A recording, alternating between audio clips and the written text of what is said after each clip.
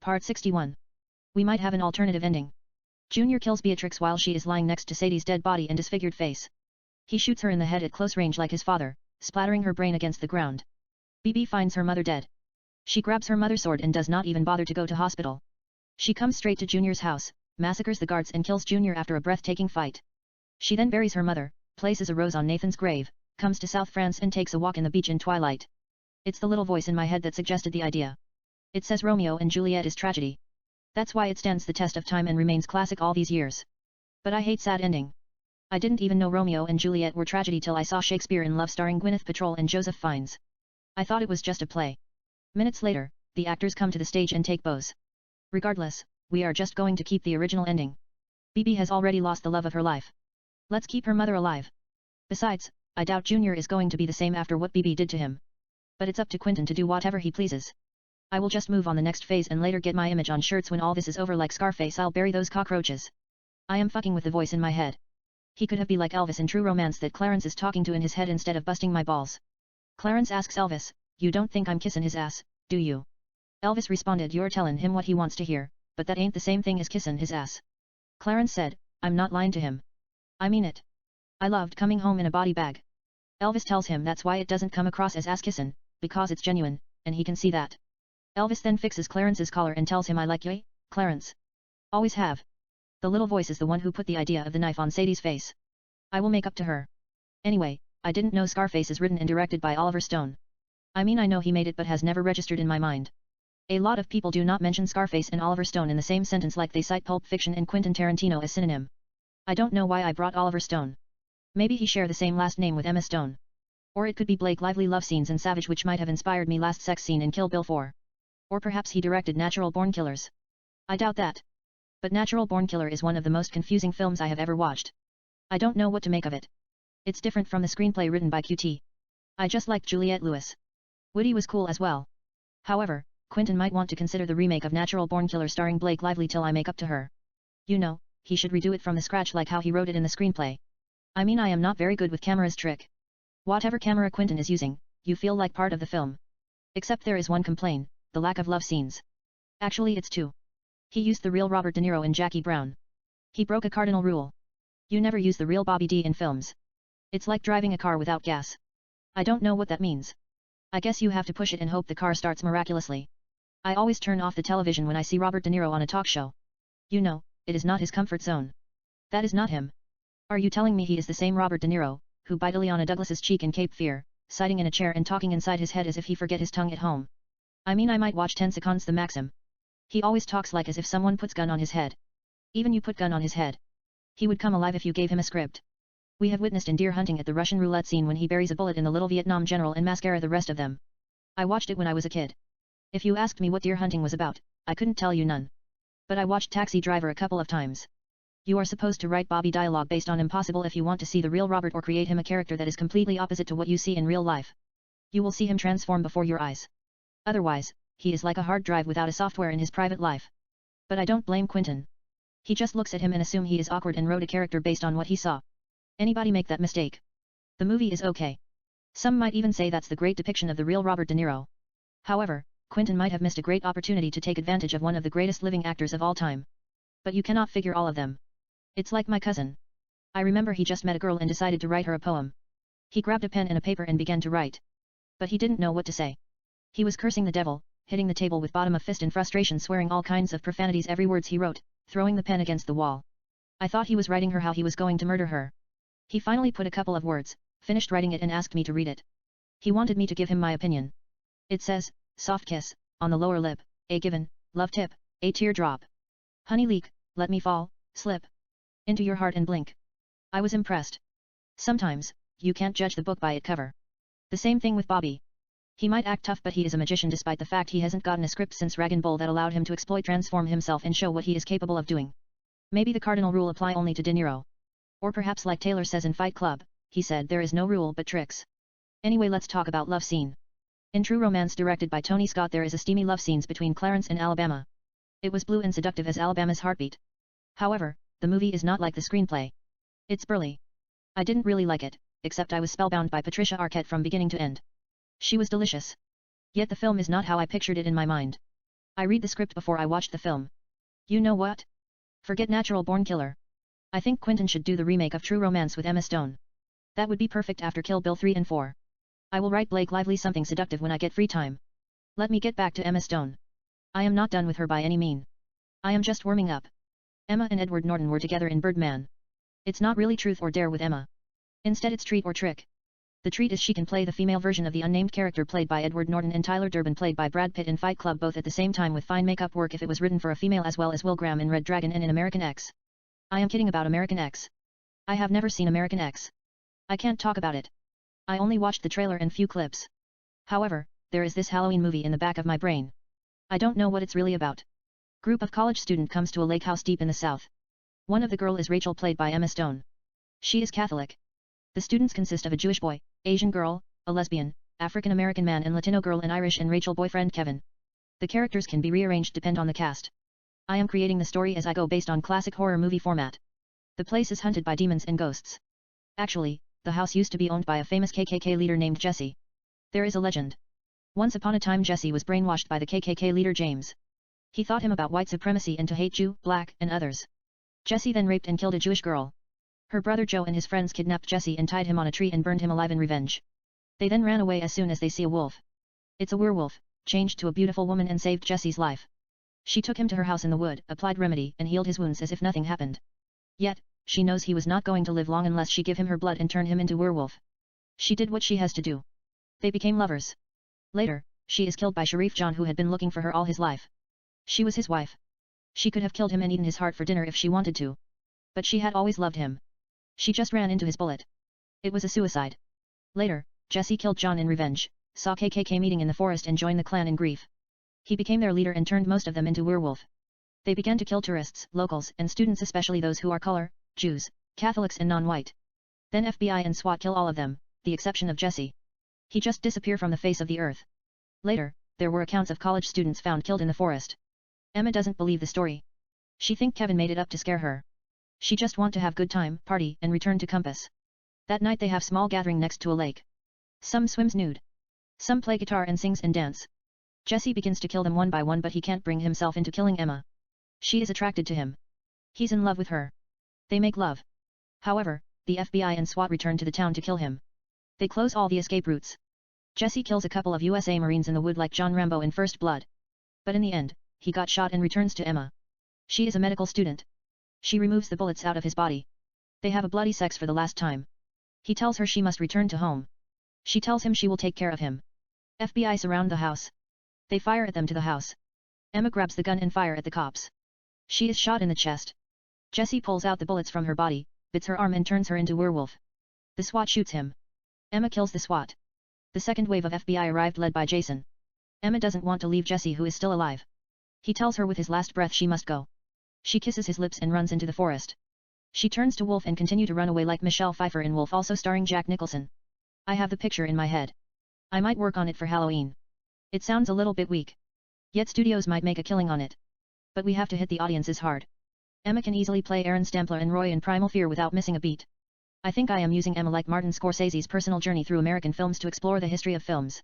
And talking about faking split personality, she can actual star as Christina Vole originally played by Marlena Dietrich in the remake of Witness for Prosecution, written and directed by Billy Wilder based on a play by Agatha Christie.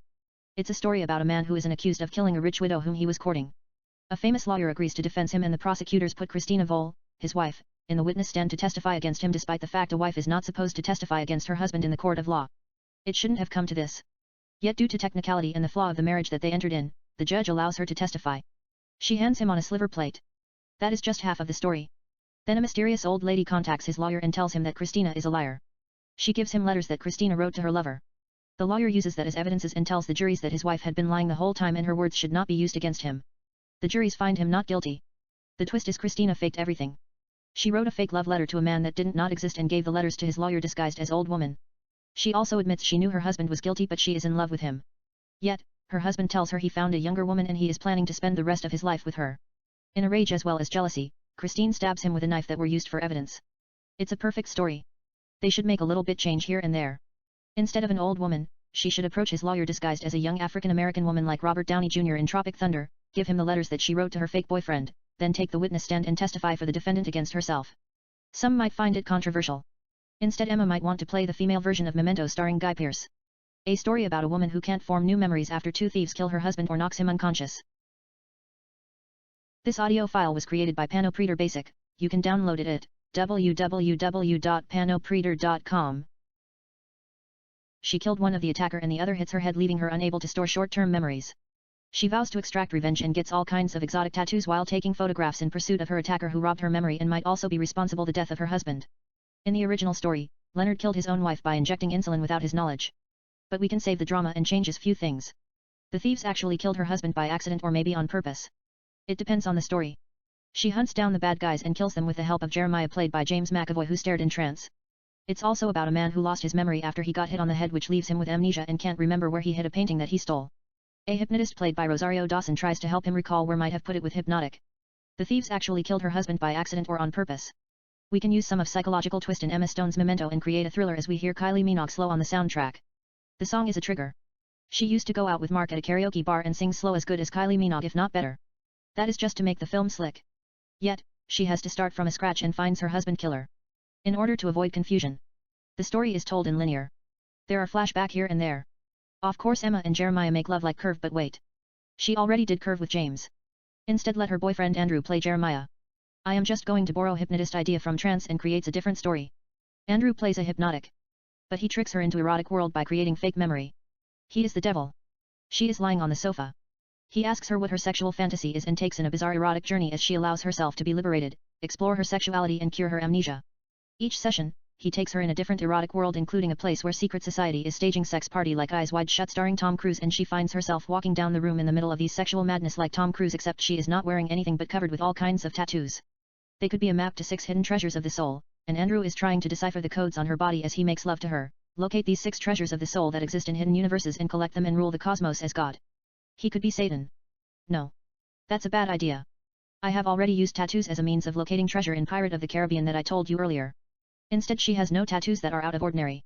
He just takes her into various bizarre erotic worlds and watches her in voyeurism as she involves in S&M, sex, BDSM, bondage, role-playing, and various erotic activities that we have never seen anywhere before. In the meantime, he makes love to her personally and sadomasochistic as she completely gives herself to him. He is Satan. He just wants to enlighten her through the best sexual experiences of her life, give her the ultimate orgasms and take her soul into eternal darkness, pretending to be helping her gain her memory through hypnotic and all. It might be similar to The Devil May Care. However, he falls in love with her in Memento, cures her amnesia through erotic love and let her go in the end after they have sex with all kinds of sexual positions. It's XXX pornography done tastefully. Maybe we might want to throw Rosemary's Baby twist and change the storyline. He makes her pregnant. She gives birth to Satan's baby. Andrew takes the baby without her knowledge and lets her move on with her life. It's some kind of erotic thriller. It depends on the flow of the story. Her husband didn't die. He faked his death and sold her out. He is working for the devil. I might add some of the Shining plot as well. She sees Andrew in old photos that are taken 100 years ago. He has been around for centuries and has dark secrets. She then begins to conduct researches despite the fact she is suffering from some sort of amnesia. However, she is in the middle of recovering through erotic sex. Or maybe she is not suffering from amnesia due to the incident. Everybody is in it. They just place drugs in her drinks and foods without her knowledge that makes her forget. Like she orders a coffee. The waitress places drugs in the coffee that erase memory and heighten sexual desire, and serves her. She is working for Satan. Emma drinks the coffee and forget about everything but sex. She goes to a restaurant. The chief places the same drug on her food without her knowledge. She eats the food and continues to lose her memories. Yet, she is engulfed with unquenchable erotic desire to have sex. When she gets that feeling, she needs sexual healing instead. She can't wait to have sex. She comes to Andrew. They kiss and make love all night. In the meantime, she begins to experience nightmare. She sees Andrew in a couple of secret society taking her baby, and later suspects she might have been pregnant before the incident. Andrew and she were lovers. She was having an affair with him. Maybe, everything is playing in the reverse as if she is some kind of alternative universe where anything is possible. Some of the rule that applies in our universe don't apply there. It's like quantum theory. The past, the present, the future exist simultaneously. 1 minute, she sees herself engaging in S&M orgy with strangers in the past as if she is having out-of-body experiences. She then finds herself in the future 9 months pregnant and giving birth to Satan's baby, and what she thought was dream, it's actually happening in hidden quantum universes. When she thinks she might die with sexual pleasure at the end, all of a sudden she finds herself at the beginning of the film as she continues to explore her sexual fantasy in bizarre surrealistic erotic thriller. Yet if that is too confusing or graphic, I can borrow a couple of ideas from Night Shyamalan's The Sixth Sense starring Bruce Willis, Haley Joel Osment and Toni Collette and come up with a better story. Emma Stone plays a psychiatrist named Emma Crow who is trying to help a little girl named Emily who sees demons and angels walking among us in hidden dimensions and influencing out actions without our knowledge. Emily also has all kinds of mental powers including telekinesis, the ability to manipulate objects with her mind. This audio file was created by Panopreader Basic. You can download it at www.panopreader.com. On the other hand, Emma is telepathic. She can receive and transmit thoughts, feelings, passion, and information into other with her mind. She also has telekinesis power. Later, Emma finds out Emily whom she is trying to help is actually herself in the past. Emma has lost her memory of her childhood due to an incident caused by demons who told her to set the house on fire after she saw her mother having sex with her stepfather like uninvited starring Emily Browning as Anna. She killed them by accident on purpose. In fact, she died of the fire too. She discovers her grave alongside her mother and stepfather. In a bizarre reality, she continues to live in a quantum universe as if nothing happened like the phantom of passion that I just told you earlier. Yet the two universes merge together for unknown reason and finds herself in two places at the same time living in the present and past. Besides, since everything in the cosmos is some kind of holography composed of energy, it's hard to separate the living from the dead and the past from the future. Regardless, Emma tries to guide little Emily toward the right direction and reverse the mistake that she did in the past and live in two universes simultaneously. It's like 12 monkeys. Can human mind coexist in multiple dimensions and thrive to their fullest potential? We do it every day without our knowledge. We're capable of recalling our childhood memories or what we did yesterday or predicting the future like telling ourselves we will watch this new movie that just came out or visit places with our free times. We just have to imagine those thoughts are generated by separate beings who look, think, and feel like us covered with flesh and blood. There is no difference between us and them. In short, Emma begins to experience some of the things that Emily is going through and doing. In the meantime, she is trying to connect with her boyfriend Dominic who is in the middle of working on brain that is responsible for conscious, feeling, intellect, self-awareness and spirituality of which he calls cosmic phenomena that interact with our neurons, and understand why we are here and create medicine that allows us to use 100% of our brain's power, including the ability to read people's thoughts and influence their feelings and actions, locate objects with our minds. Transferring thoughts, emotions, and information to others, telepathy, gaining insight into any situation instinctively, healing by channeling all forms of energy, out-of-body experience, telekinesis, being in multiple places at the same time, communicating with spiritual forces, teleportation, seeing the future or events before they happen, obtaining information about a person by just looking at their eyes and accessing hidden dimensions. However, Emma is interested in helping people and doing experiments in a brain that is responsible for seeing visions, hearing voices and storing memory. And wants to create cure for schizophrenia, auditory hallucination, and post-trauma stress and other mental disorder. They are both neurologists. But in the middle, she chose to focus in psychiatry and began to help Emily, herself, in the past after she took quantum leap in which each decision that we think about making or consider happens in quantum universes, including actions that we never took but fantasize about. In the meantime, Emily continues to see demons and asks Emma to make them go away. She is struggling. Emma doesn't really want to put Emily in medication. As a matter of fact, she does not want anything to slow down her brain connection or affect her neuron transmitters. You know, Emma doesn't want to do things that might have negative emotional impact. After all, they are the same person. What Emma does to Emily might also affect her directly. Instead, she tries to understand what these demons want. She reads a couple of books about demons and does researches and finds no satisfying answers. They said demons are evil forces that are put in the universe for the sole purpose of fear and disorder and to cause us pain and lead us into eternal darkness. She thinks that makes no sense. Dominic tells her the dark forces exist for a reason. They have to keep the flow of life going through chaos in order to separate the weak from the strong mentally as well as physically. Darwin's theory survival of the fittest and natural selection are the tip of the iceberg what is about to take shape. And has been shaping life in evolutionary biology and cognitive science through hidden order for centuries. Emma thinks Dominic is just a scientist and doesn't know anything about the spiritual world. He can't comprehend the depth of good and evil. A priest has once told her it is a blessing that we are in this world and what we know about the truth. God speaks to us every day in which love is a language those who choose to listen can hear the angels sing more melodious than the birds in the skies and those who open their heart can feel the passion of Christ and the promise of eternal love that is pure and ever steadfast, and those who let their imagination fly can see the glory of the Creator beyond the stars in the universe. Satan and his demons just want to rob us blind and take away everything we take for granted, including a peace of mind. They desire nothing but the destruction of our soul. Emma doesn't buy it. In the meantime, she could be wrong. They have imprisoned her soul in dark places where feeling is blue and light is taboo, might have denied her to enliven her dream to the greatest extent of potential and might as well turn her tear into treasure that's true. They have robbed her passion through confusion and kept her on the edge of disarray as long as she remember, manifesting deep in the subconscious of her mind.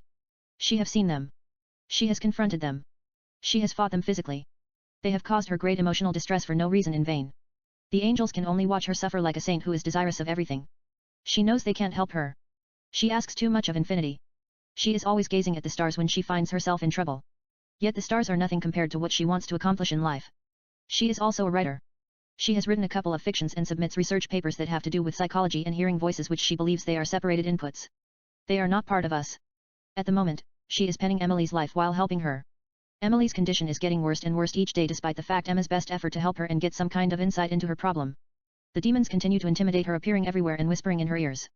Emma talks to Dominic about Emily without telling him they, Emma and Emily, are the same person due to the fear of he might freak out and leave her, even though he is conducting all kinds of researches in the advancement of mental health, understanding full potential of the mind and accessing 100% of our brain's power. Yet, Emma tells him Emily has telekinetic power. Dominic advises her she should give Emily a pill called Supreme that he invented. It will help her channel her telekinetic power. But she decides against it and continues to help her through communication like Malcolm Crowe played by Bruce Willis in The Sixth Sense. It is like how Dr. Crowe helped Cole Sear played by Haley Joel Osment. Emma spends a lot of time with Emily. She helps her to communicate with the forces. Emma also prevents the fire that was caused by Emily, which claimed the life of her mother and stepfather as well as hers in the alternative universe. In the end, we learn Emma is actually held in a mental institution for starting another fire at the University of UCLA, where she is a graduate student and in the middle of working on her master in schizophrenia and auditory hallucination, which she continues to believe there are separate entities from the mind. And they might be external forces. Actually, Emma set the psychology department on fire after she caught her boyfriend, Jack, having sex with another girl in one of the research classrooms. Since this happened the second time, they committed her in UCLA mental institution, despite the fact she is one of their best students in the nation. While she is held in the mental institution, Emma writes a fiction. Dominic is her psychiatrist. He is trying to help her get a grip of reality. He thinks she is fine. Dominic likes to spend time with her. Sometimes, they talk a walk in Westwood neighborhood under his supervise. Residents have put fake graves for Halloween. She might have used that as an inspiration to kill herself and does soul searching, going back to her childhood in order to get a deep understanding of the conscious mind and heal herself. She is telling Dominic a story. In alternative ending, Emma might be suffered from post-trauma stress due to a tragedy that she witnessed. Emma saw her father get hit by a car and died in attempt to save her life when she was a little girl. She ran in the freeway after he told her that he and her mother were divorcing. She was upset by the news, opened the car's door and ran like crazy little bird with broken wings. Her father went after her to save her life, and a car hit him. Little Emma had always blamed her mother. Later, she saw her mother and her stepfather having sex in the kitchen and burned down the house to hurt them after a voice in her head told her to do it so. Yet her mother and her stepfather actually survived the incident. Regardless, she agrees to go through advanced memory erasure procedure due to the post-trauma stress and auditor hallucination that she suffered, even though she doubts it has anything to do with the brain. She still thinks supernatural forces are in the work, aka Satan and his demons, and the manifestation of pure evil deep in subconscious of human mind. They have the power to control and manipulate our memories and toy with our thoughts and emotions and influence our actions. The machine is invented by Dominic to help those who suffered from severe schizophrenia, auditory hallucination, post-trauma disorder and other mental illness. Yet she might change her mind. I just created the story as I go. I might work on it when I get free time under the title of The Sense of Enlightenment. It is a supernatural thriller. In the meantime, we can go back to Emma's memento and might want to add a few conspiracy theory. Her husband knows something like government secret. He hacked into a highly classified government file. The government sends 2 professional killers and take him out. Meanwhile, they knock her unconscious, which resulted to lose her memory. She then finds out she is a natural-born killer like Dina Davis in Long Kiss Goodnight. She used to work for CIA as an assassin. She faked her death and married to Mark, whom she was supposed to kill. The CIA found out where they were hiding and sent hitmen. They killed her husband and they were supposed to kill her as well. But she killed both her attackers. Instead, let's add a third killer. A CIA sniper, who had been waiting for her across the building, shot her in the head. However, right before the bullet hit her, she blocked it with her cell phones with an amazing reflection. It's metal. The bullet pierced through the cell phone and hit her in the head. The cell phone took the juice out of the bullet, which might have killed her. She manages to call 911 before she falls unconscious. The paramedic rushes her to hospital. The doctor removes the bullet from her brain. Amazingly, after just 3 days in coma, she awakes without a scratch but lost her memories. She doesn't know who she's. In the meantime, CIA officials find out she is still alive and send a hit squad to finish her. Mercenaries come to the hospital and begin to kill whoever stands in their ways. She kills some of them and escapes in breathtaking action sequence. She still does not remember anything, except she has particular set of skills like Lima Nelson in Taken. It is a little bit similar to Bourne Identity. She has amazing martial arts skills. She is also the deadliest them of all with guns. Emma tries to put her past together. There is a device inside in her hip like Jason in Bourne Identity. Emma removes the device from her hip with a knife. It is a code. She instinctively deciphers the code, which leads her to a villa in Florence, Italy. There are residents living in the house. Emma breaks into the house as soon as they leave. She removes a painting revealing a secret safe, applies the code and open it. Emma finds various passports, guns, a cell phone, a disc and millions of dollars. She puts everything in a tennis bag and walks away. In the meantime, CIA activates 3 of their best assassins to take her out, Mark, Vincent, and Leonardo. This audio file was created by Panopreter Basic. You can download it at www.panopreter.com. Part 62. Emma comes to Paris to see a woman named Olivia after she found her information written in a piece of paper in one of her passports, Paris. She does not know who Olivia is. Olivia, who is a model and lives in Emma's house in Paris, tells her she is her cousin. Emma lets her stay till she got her own place. Emma then comes to a public library and checks the content in the disk. She can't pass the password. She takes the cell phone that she got it from the safe and redials the last call she made. A man named James picks up the phone and tells her he can't talk to her on the phone. They agree to meet at the Louvre Museum. James tells her he is her friend and she told him that she would call him if she finds herself in trouble. In the meantime, Mark tracks her down. He kills James and tries to kill her as well. They exchange fire here and there. After a cat-and-mouse chase in the museum, they get in fist fight. Emma picks him apart with an amazing martial art, puts a dagger in his throat and finishes him. It's brutal. In the meantime, CIA officials led by Edward look at her with satellite via through the surveillance cameras at the museum. Wait a second. Instead let's make it advanced quantum satellites like the Born phenomenon that I told you earlier. Its female version. Edward sends mercenaries to take her out. The mercenaries led by Jason arrive at the museum in a blink of an eye and corner Emma. She shoots and kills most of them and escape with a motorcycle. Jason and the mercenaries follow her with cars and motorcycles. They quickly catch up to her and fire at her. Emma dodges the bullets and continues to get away in the streets of Paris, riding the opposite direction of the street, jumping over cars, firing at the bad guys and killing a couple of mercenaries in one of the most spectacular action sequences ever filmed. She finally eludes her pursuers and comes to Barcelona to meet a man named Antonio. He is her husband's brother. Emma saw his picture in one of her photo albums in her cell phone and he has a strong resemblance to her husband. Antonio sells boats. Emma catches up with him and tells him she is in trouble. She can't trust anybody but might need his help. Emma says she doesn't remember anything. Antonio brings her to his house and shows her some of old photos of her husband Roger and emails that they exchange. He tells her his brother is a hacker. Roger might have gotten himself in trouble with the government. It was a matter of time before they killed him and he had never told her anything about her. Emma asks him why she is so good at killing bad guys, aware of her surrounding, tracking down people, sensing danger and seeing things ahead of time but she can't remember who she is. Emma adds she can't explain all these passports and guns. He tells her she might be an assassin. He has seen it in films. In the meantime, we come to CIA headquarters in New York City. Edward and Kevin, the director of CIA, talk about what they are dealing with. Edward tells him Emma is direct threat to national security. She was supposed to kill Tony but she chose to run away with him. He was a hacker. He hacked into CIA database and downloaded classified files including X-File, which is designed to carry out orders as well as hits without the approval of the government of the USA or reporting to the Director of National Intelligence. It's a self-financed operation through money that they confiscated from drug lords, puppet governments they put in charge, selling weapons, terrorism, and others. If this comes to daylight, those who create the program will spend the rest of their lives in prison. Or maybe, they will be killed before they see trial. Edward adds Emma has the disk that will incriminate the system. They have to get a hold of her and destroy the evidence. Otherwise, they have to shut down the program. Not only it's a self-governing intelligence, but it's also bigger than CIA itself, almost $1 trillion operation. It's X-File who financed the quantum satellites that are orbiting the Earth and mapping the universe. He adds some might disagree how they run things but it's for the greater good.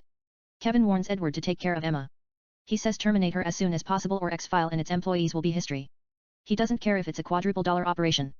He still can't believe they're running terrorism without the approval of the government of USA. Regardless, he's innocent of the blood of this cause. He'll go wash his hand and ask for peace of mind and forgiveness. He gets up and begins to exit. He then stops at the glass door and tells Edward he might have to continue to send the check to his Swiss account. He doubts the blood will be cleansed from his hands. They have committed the ultimate sin. They might as well get dirtier than the devil, kill the bitch and run the operation to its fullest potential. Why play the devil when you could be God? In New York City, at CIA headquarters, Edward and his team track Emma in Barcelona with the satellites and send Bad to the Bone killer Vincent to take her out. In the meantime, Antonio cooks for Emma. They sit and have dinner in his boat. He tells her a secret. He knows she is an assassin. She used to work for CIA. She was supposed to kill his brother. She then found out that CIA was involving in all kinds of terrorism activities, including brainwashing and controlling the minds of solders with advanced drugs called aid and making them bloodthirsty assassins and pure killers without their knowledge. He was part of the program but faked his death and disappeared after his brother shows him a video that he hacked. That's why she spared Tony's life. He showed her the file as well. She saved it and has kept it with her the whole time. On the top of that, she chose to fake her own death and married his brother in order to protect him. She might have fallen in love with him. He doesn't know that part. Emma is attracted to him. They kiss and make love in the boat. Vincent comes to kill them. He manages to sneak into the boat and come to the bedroom and set to kill them. But they are not there. It is a video. They are making love at Antonio's house in Madrid. Later, they sit in the bathtub with a laptop. She places the disk in the computer but she tells him she doesn't know the password. He tells her to write French kiss. What do we know? It works like charm. They looks at the content. It's a Maxim security building in Santiago, Chile where they kept the names of X-File employees and $100 billion bank account to finance the program. Antonio tells her they might have to get the actual disk that contain everything and show it to the President of the USA himself and end it at all cost. Yet, he doubt nobody can't get it, even Ethan Hunt in Mission Impossible. They have to pass all kinds of securities including advanced laser securities, temperature sensor room, etc. She tells him she will do it. They kiss and make love all night with Let's Stay Together by Al Green. They fly to Chile. Emma doesn't waste time. She gears up, passes all the security in heart-pounding sequences and hack into the system, downloads the file and begins to exit the building. But she is spotted in the middle. The bad guys come to kill her. She shoots and kills some of them as she continues to escape. She has amazing gun controlling skills as if she has eyes in the back of her brain. She sees everything. When they fire at her, she lets the bullets pass by her as if they were rocks that are thrown by little children like Kill Bill that I told you earlier, and kills the bad guys with mind-boggling speed and breathtaking efficiency. Emma is heading to the roof climbing the staircase as they continue to follow her. They are firing at her. She fires at them back and kills a couple of bad guys. Emma reaches top of the roof and jumps from the building. She then removes her dress while she is in the air. It's a unique parachute made out of her dress. She opens it, floats in the air and slowly reaches the ground wearing only a bikini. Antonio is waiting for her in a Mercedes. She gets in the car without her dress. They kiss intimately. He asks her to give him the disc. She hands him. He starts the car and they drive away. The bad guys follows them. Emma continues to shoot and kills the bad guys who are closing on them. The entire Chile cops are following them. They block the streets. Antonio stops the car in the middle of the street. There are no ways to go. She tells him she will drive. They switch seats. She gets behind the wheel. Antonio sits in the passenger seat. She drives in reverse. They follow them firing at their car. She fires at them back as she continues to drive in reverse with full speed while dodging cars that are driving toward her car, at the right direction. She takes out a couple of bad guys. Antonio helps her cause firing at the enemies. Emma then drives in the opposite direction avoiding oncoming traffic, cars that are moving toward her direction. In the meantime, Edward and his team look at them in multiple television screens. He sends more mercenaries. They arrive at the scene in the blink of an eye with 10 black SUVs as well as a helicopter. The bad guys fire at them with machine guns. Emma shoots and takes out a couple of bad guys as she continues to drive in the wrong side of the street. The bad guys in the helicopter fire at the car with machine guns. Emma takes a ramp and drives down the bridge at full speed as bullets continue to rain down at her car from the sky. She passes all kinds of cars that are driving in front of her like a professional car racer. The helicopter continues to follow her.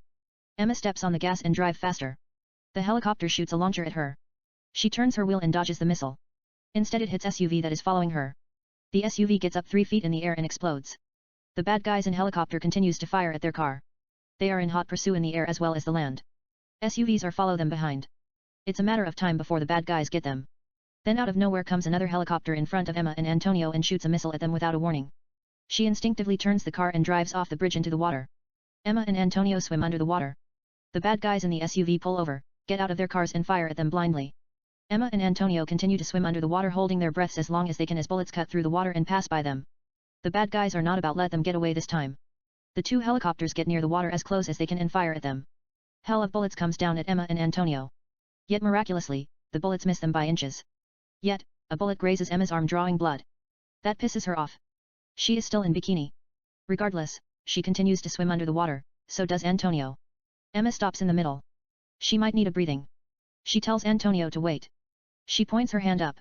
He shakes his hand no. They are firing at them. She gives him a kiss. They kiss French under the water. It could be the last time they will see each other alive. The helicopters continue to fire at them. Rain of bullets hit Emma and Antonio. They continue to kiss French as if their lips and tongues are made out of each other's last breaths in some kind of quantum retrocausation. It is destiny and has to come to an end. I am kidding, none of the bullets are touching them. They continue to miss them by inches as if the gods don't want them to die. The bad guys in helicopter 1 are about to drop a huge bomb in the water as the 2 bad guys in helicopter continue to fire at them. They then stop for a second. What do we know? Emma comes out the water between the 2 helicopters like the goddess of sea and shoots the 2 bad guys in the helicopter 1 as well as the pilot. They all die at the spot. Without taking a breath, she turns around and shoots the 2 bad guys in helicopter 2 who are preparing to drop the bomb in the water. It is one of the most spectacular scenes in the history of films. It makes the whole Mission Impossible and Die Hard series rated G. Helicopter 1 with dead pilot crashes in the water. Forget about Helicopter 2. It explodes in the midair due to the bomb, crashes and set the water on fire coast to coast. Emma quickly goes back under the water to avoid the fire. In the meantime, she finds Jack almost lifeless just floating under the water. She gives him CPR. He comes to alive in a heartbeat and kisses her lips French. He was just fucking with her. He is fine. He was pretending to be dead, so she'd give him CPR. They kiss intimately as the water continue to light up with fire. Yet they know they can't hold their breaths for long. They swim down the water and come out of the water the other end. Emma remains in bikini. They enter a store. She just takes a beautiful dress and puts it on. Jack puts on new dry clothes as well. This audio file was created by Panopreader Basic. You can download it at www.panopreader.com. they then steal a jeep at a parking lot. Actually, Emma is the one who hotwire and starts the car. They kiss French and drive away. Emma and Antonio look one of coolest couple in the history of films. Then Antonio points his gun at her and asks her to pull over. He is about to double-cross her. She pulls over on the side of the road. He tells her to step out of the car. She obeys like a teenager even though she could break his hand, take the gun, and bury all the bullets on top of his skull in a blink of an eye if she wants. Yet she chooses to be a good girl to see where this is going to lead. In the meantime, out of nowhere come 20 black SUV to the scene. About 40 bad guys get out the cars with machine guns and surround them like the Blues Brothers starring Dan Aykroyd and Jim Belushi. A helicopter carrying Edward touches the ground. Edward walks up to Emma and Antonio with his entourage. He greets them. He tells Emma he admires her skills and compliments her beauty. Edward gives Tim, one of his entourage, a sign. Tim opens a briefcase revealing a computer. Edward transfers $500 million into Antonio's account and asks Antonio to give him the disc. Antonio hands him the disc. Edward tells Antonio to shoot her and he will complete the transaction. Emma interrupts them. She tells Edward the disc could be blank. He tells Tim to check it. Tim checks it in his computer. It is blank. In a flash, Emma takes the gun from Antonio and points it under Edward's neck and tells them to step back or she will shoot him under his throat till his tongue comes out the side of his ear. She doesn't have time to explain how that is going to happen but she needs the helicopter. Edward has seen what she can do. He tells his men to step aside and do what she says. They obey a direct order and let her get in the helicopter with Edward as Antonio watches in shock. She tells the pilot to fly to Australia. The helicopter gets up in the air and flies away. Edward asks her what she is going to do next. She tells him she hasn't figured it out yet. Maybe she will shoot him between his eyes and throw him out of the helicopter. She will then expose those who are involved in X-File and end it once and for all. Edward asks her whom she thinks she is talking to. He removes his mask like Ethan Hunt in Mission Impossible and shows her a different person. Edward, who is CIA headquarters in New York City, tells her he is looking at her through the man's eyes. He is not crazy to get near her. That's why he sent a decoy. She has only 5 seconds to jump out that helicopter before it explodes. 4, 3, 2, Emma gets up and jumps out of the helicopter just as it explodes in the air, killing the man as well as the pilot. Emma dives into the Pacific Ocean and make it alive. She swims down the ocean. There is a commercial ship like Titanic. She climbs in and comes to one of the rooms. She removes her cloths, dries herself and puts on a man's shirt that happens to be in the room without underwear while revealing half of her beautiful buttocks. She then fills the tub with hot water. Minutes later, Emma removes the shirt, gets in the tub nude, sits and lies on her back. She then closes her eyes and takes a well-deserving take a nap. Then come about 100 mercenaries in motorboats and surround the ship. They are carrying all kinds of machine guns. They must be some kinds of special forces. They climb into the ship with amazing efficiency like Navy SEALs and begins to move through the ship killing whoever stands their way. Emma hears gunshots, opens her eyes, gets out the tub and opens one of the closet. There are various woman dresses to choose for. She puts on a beautiful dress. In the meantime, 4 bad guys enter her room. She slowly comes to the kitchen, grabs a kitchen knife and holds it around the neck of one of the mercenaries and tells him to give her the gun. He hands it to her. When the other 3 mercenaries stand in front of her, she pushes him at them and shoots them between their eyes. She shoots the one whom she held knife around his neck and his dick and chest. She kills all of them in blink of an eye. She then exits the room and goes down the ship shooting and killing the bad guys as if she is playing a video game. Yet they corner her down the edge of the ship. She continues to kill them despite the fact she has nowhere to go and trapped at the last building. They then decide to blow her away. They throw 10 hand grenades at the same time. She runs down the room, fire at the window, breaks the glass with her body and jumps into the ocean. She swims under the water. Yet this time, she gets out of the water right away. There is a bad guy who is sitting on a motorboat. He is carrying an automatic gun and a knife. She pulls him down into the water, takes his knife and stabs him in the neck. She takes his gun, gets on the motorboat and begins to escape with amazing speed, cutting the ocean. About 30 motorboats are following her while firing at her. She dodges the bullets, increases the speed and continues to get away while shooting and killing the bad guys. They keep catching up to her and continue to fire at her. It seems they are going to kill her this time. The bad guys mean business. Yet Emma continues to pull off all kinds of tricks. She does a reverse, moves at the direction of the bad guys, shoots and takes out 5 motorboats as she rides up the ocean. The bad guys turn around and continue to chase her. They are very skillful riders. Amazingly, they catch up to her before she goes anywhere, and fires at her. Yet they have never seen anything like this girl. She could be an alien all they know. She steps on the brake and stops in the middle of the ocean. They pass by her. She fires and hits 4 bad guys in the back of their heads.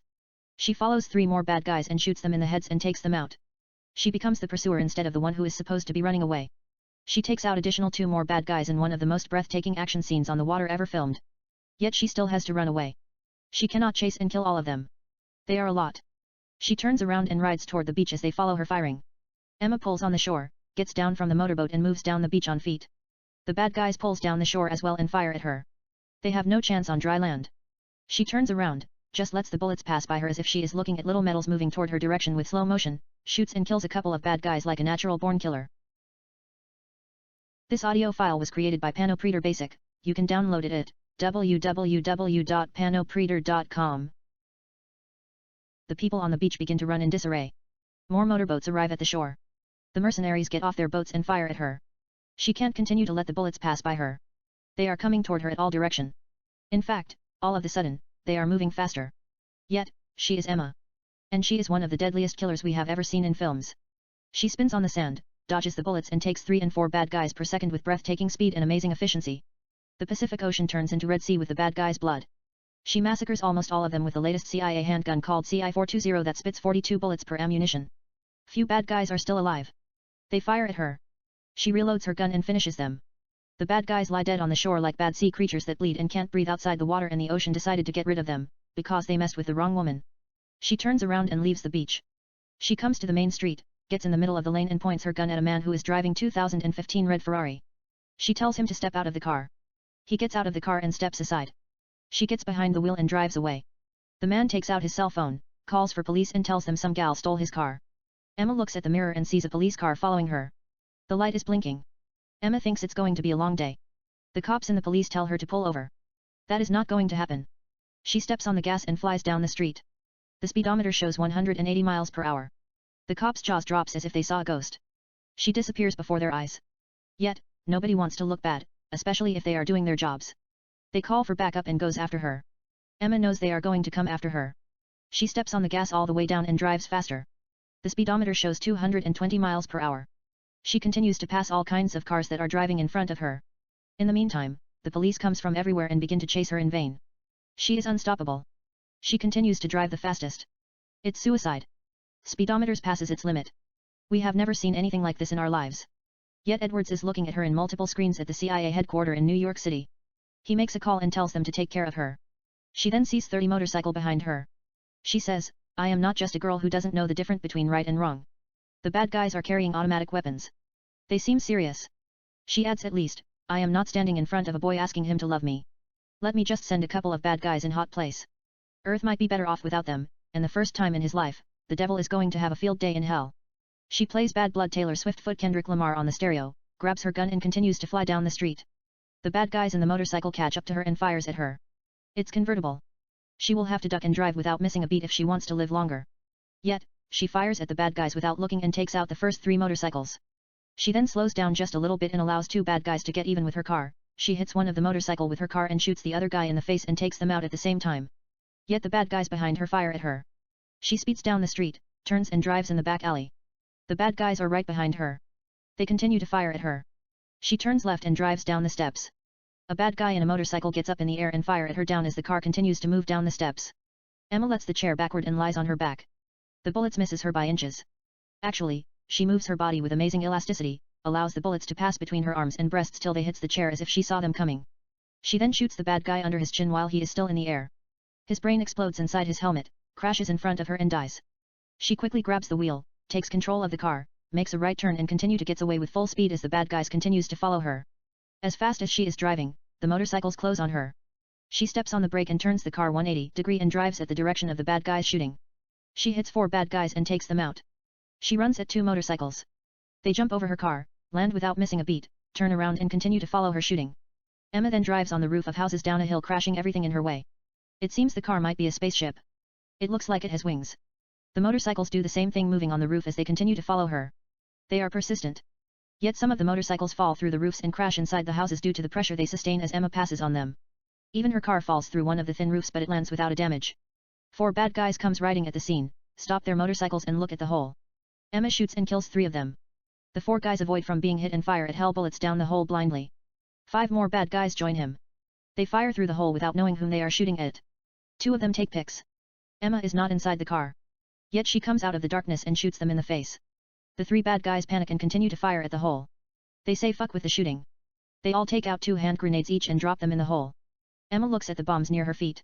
She quickly goes back to the car, starts the car, drive down the house and jumps through the window as the house explode. The rear end of the car catches on fire. Yet the car flies in the air and lands on the mud safely. She tries to start the car and drive, but it is stuck in the mud. 5 bad guys in motor come riding toward her. She has to think fast or they will kill her. Luckily, she gets it out of the mud on time and drives down the road with full speed. The 5 bad guys are following her. They're the last bad guys alive. They think they can take her out and move faster. The 2 of them get closer, come in her right and left sides and fire at her. But Emma steps on the brake, spins the car's 732-degree, shoots and kills all of them in one of the most spectacular action takes ever as the car smokes. She is covered with clouds of fume. She knows the car is not going to start after that ever. It is on fire. She gets out of the car, picks up one of the motorcycles on the ground, hops in, starts the motorbike, roars it and rides down the street without a helmet. On the soundtrack, Lady Gaga Bad Romance plays. Emma comes to the main city, looks at a big shopping mall, ditches the motorcycle on the street and enters into the mall and begins to shop around. We cut to a parking lot. Emma walks down the parking lot carrying all kinds of shopping bags like a shopaholic. She then looks at a 2015 BMW convertible. She puts the bags in the car as if it were hers, hot wires it and starts the car and drives away. Emma comes to a motel and rents a room. She enters carrying shopping bags. Emma puts the bags on the floor, removes her cloth and takes a shower. She has suffered from all kinds of injuries. She is wounded mentally, emotionally, physically and maybe spiritually. No saint has gone through what she had to go through or put up with what she had to put up with.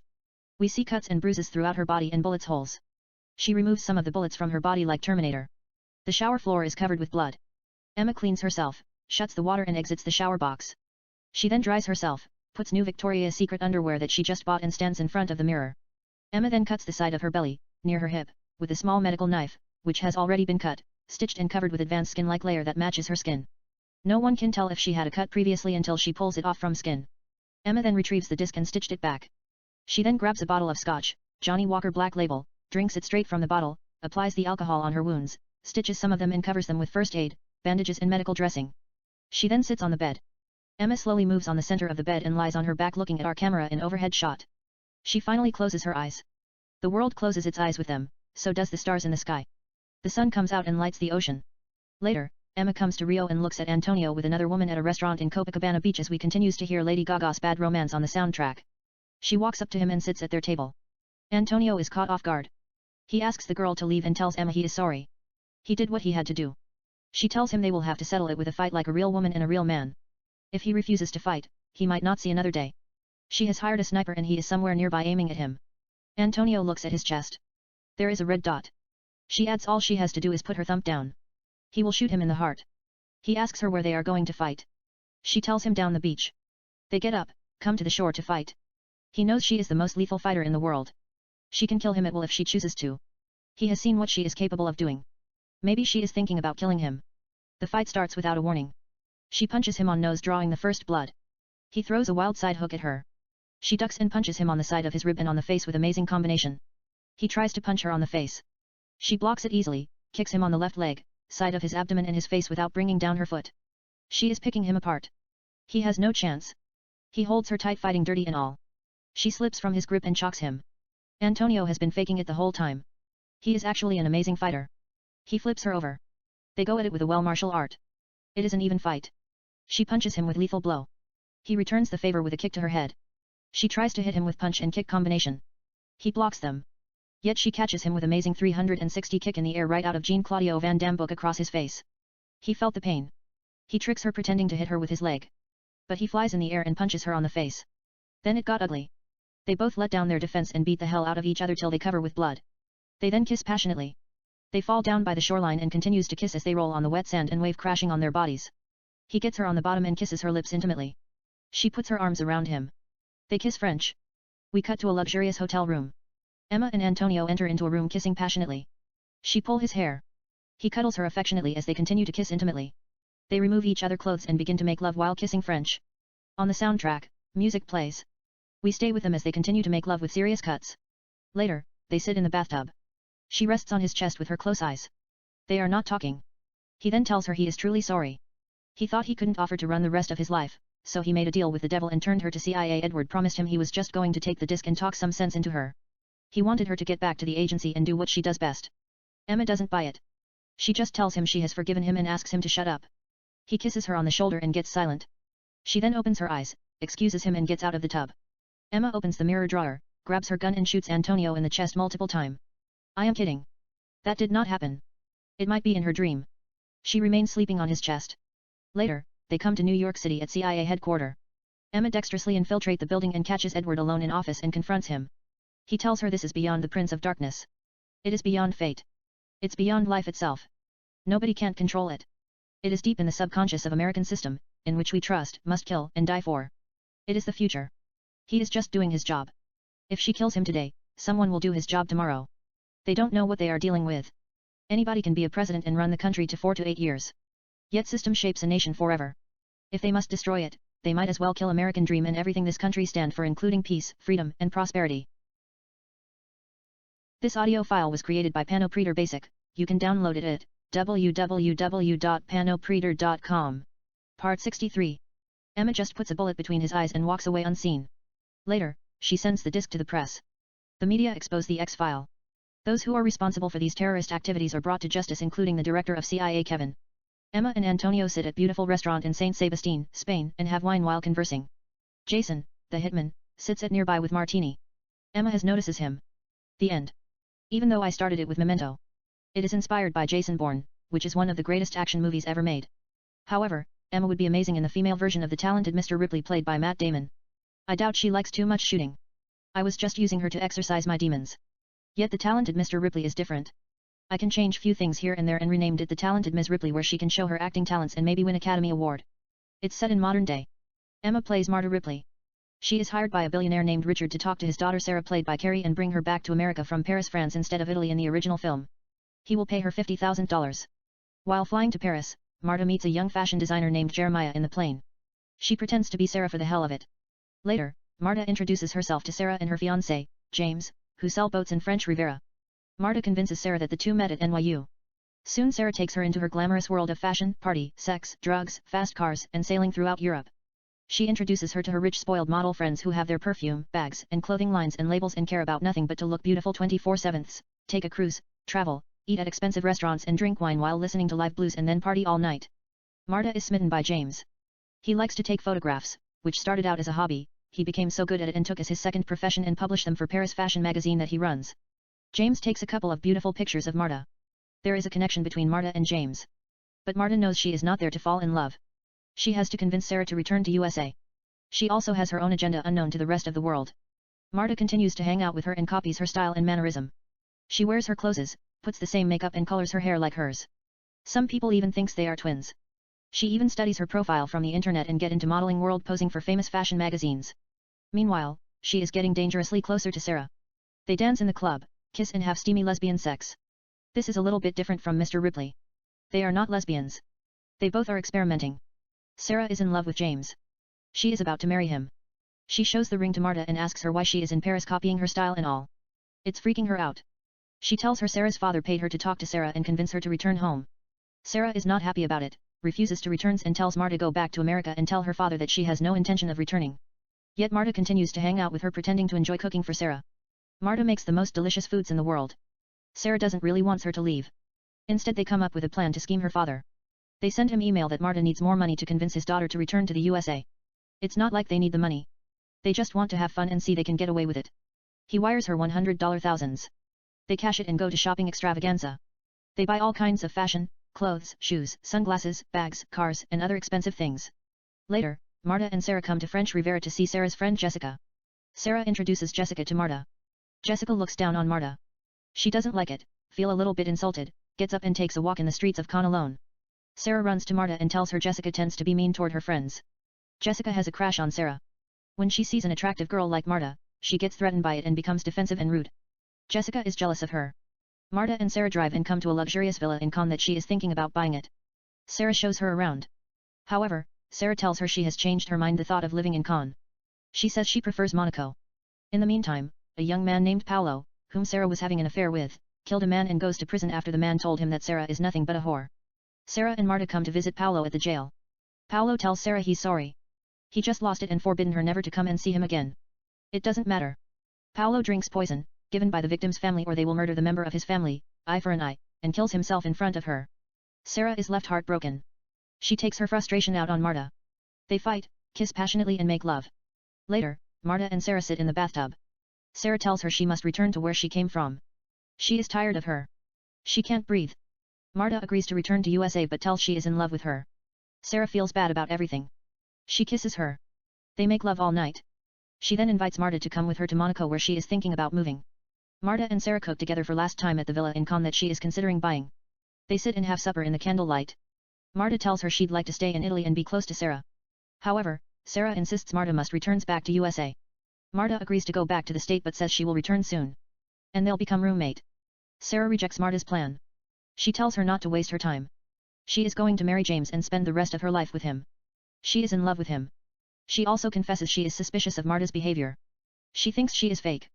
Marta is upset by everything, grabs a kitchen knife and stabs Sarah in the neck in a rage. Sarah can't believe what just happened.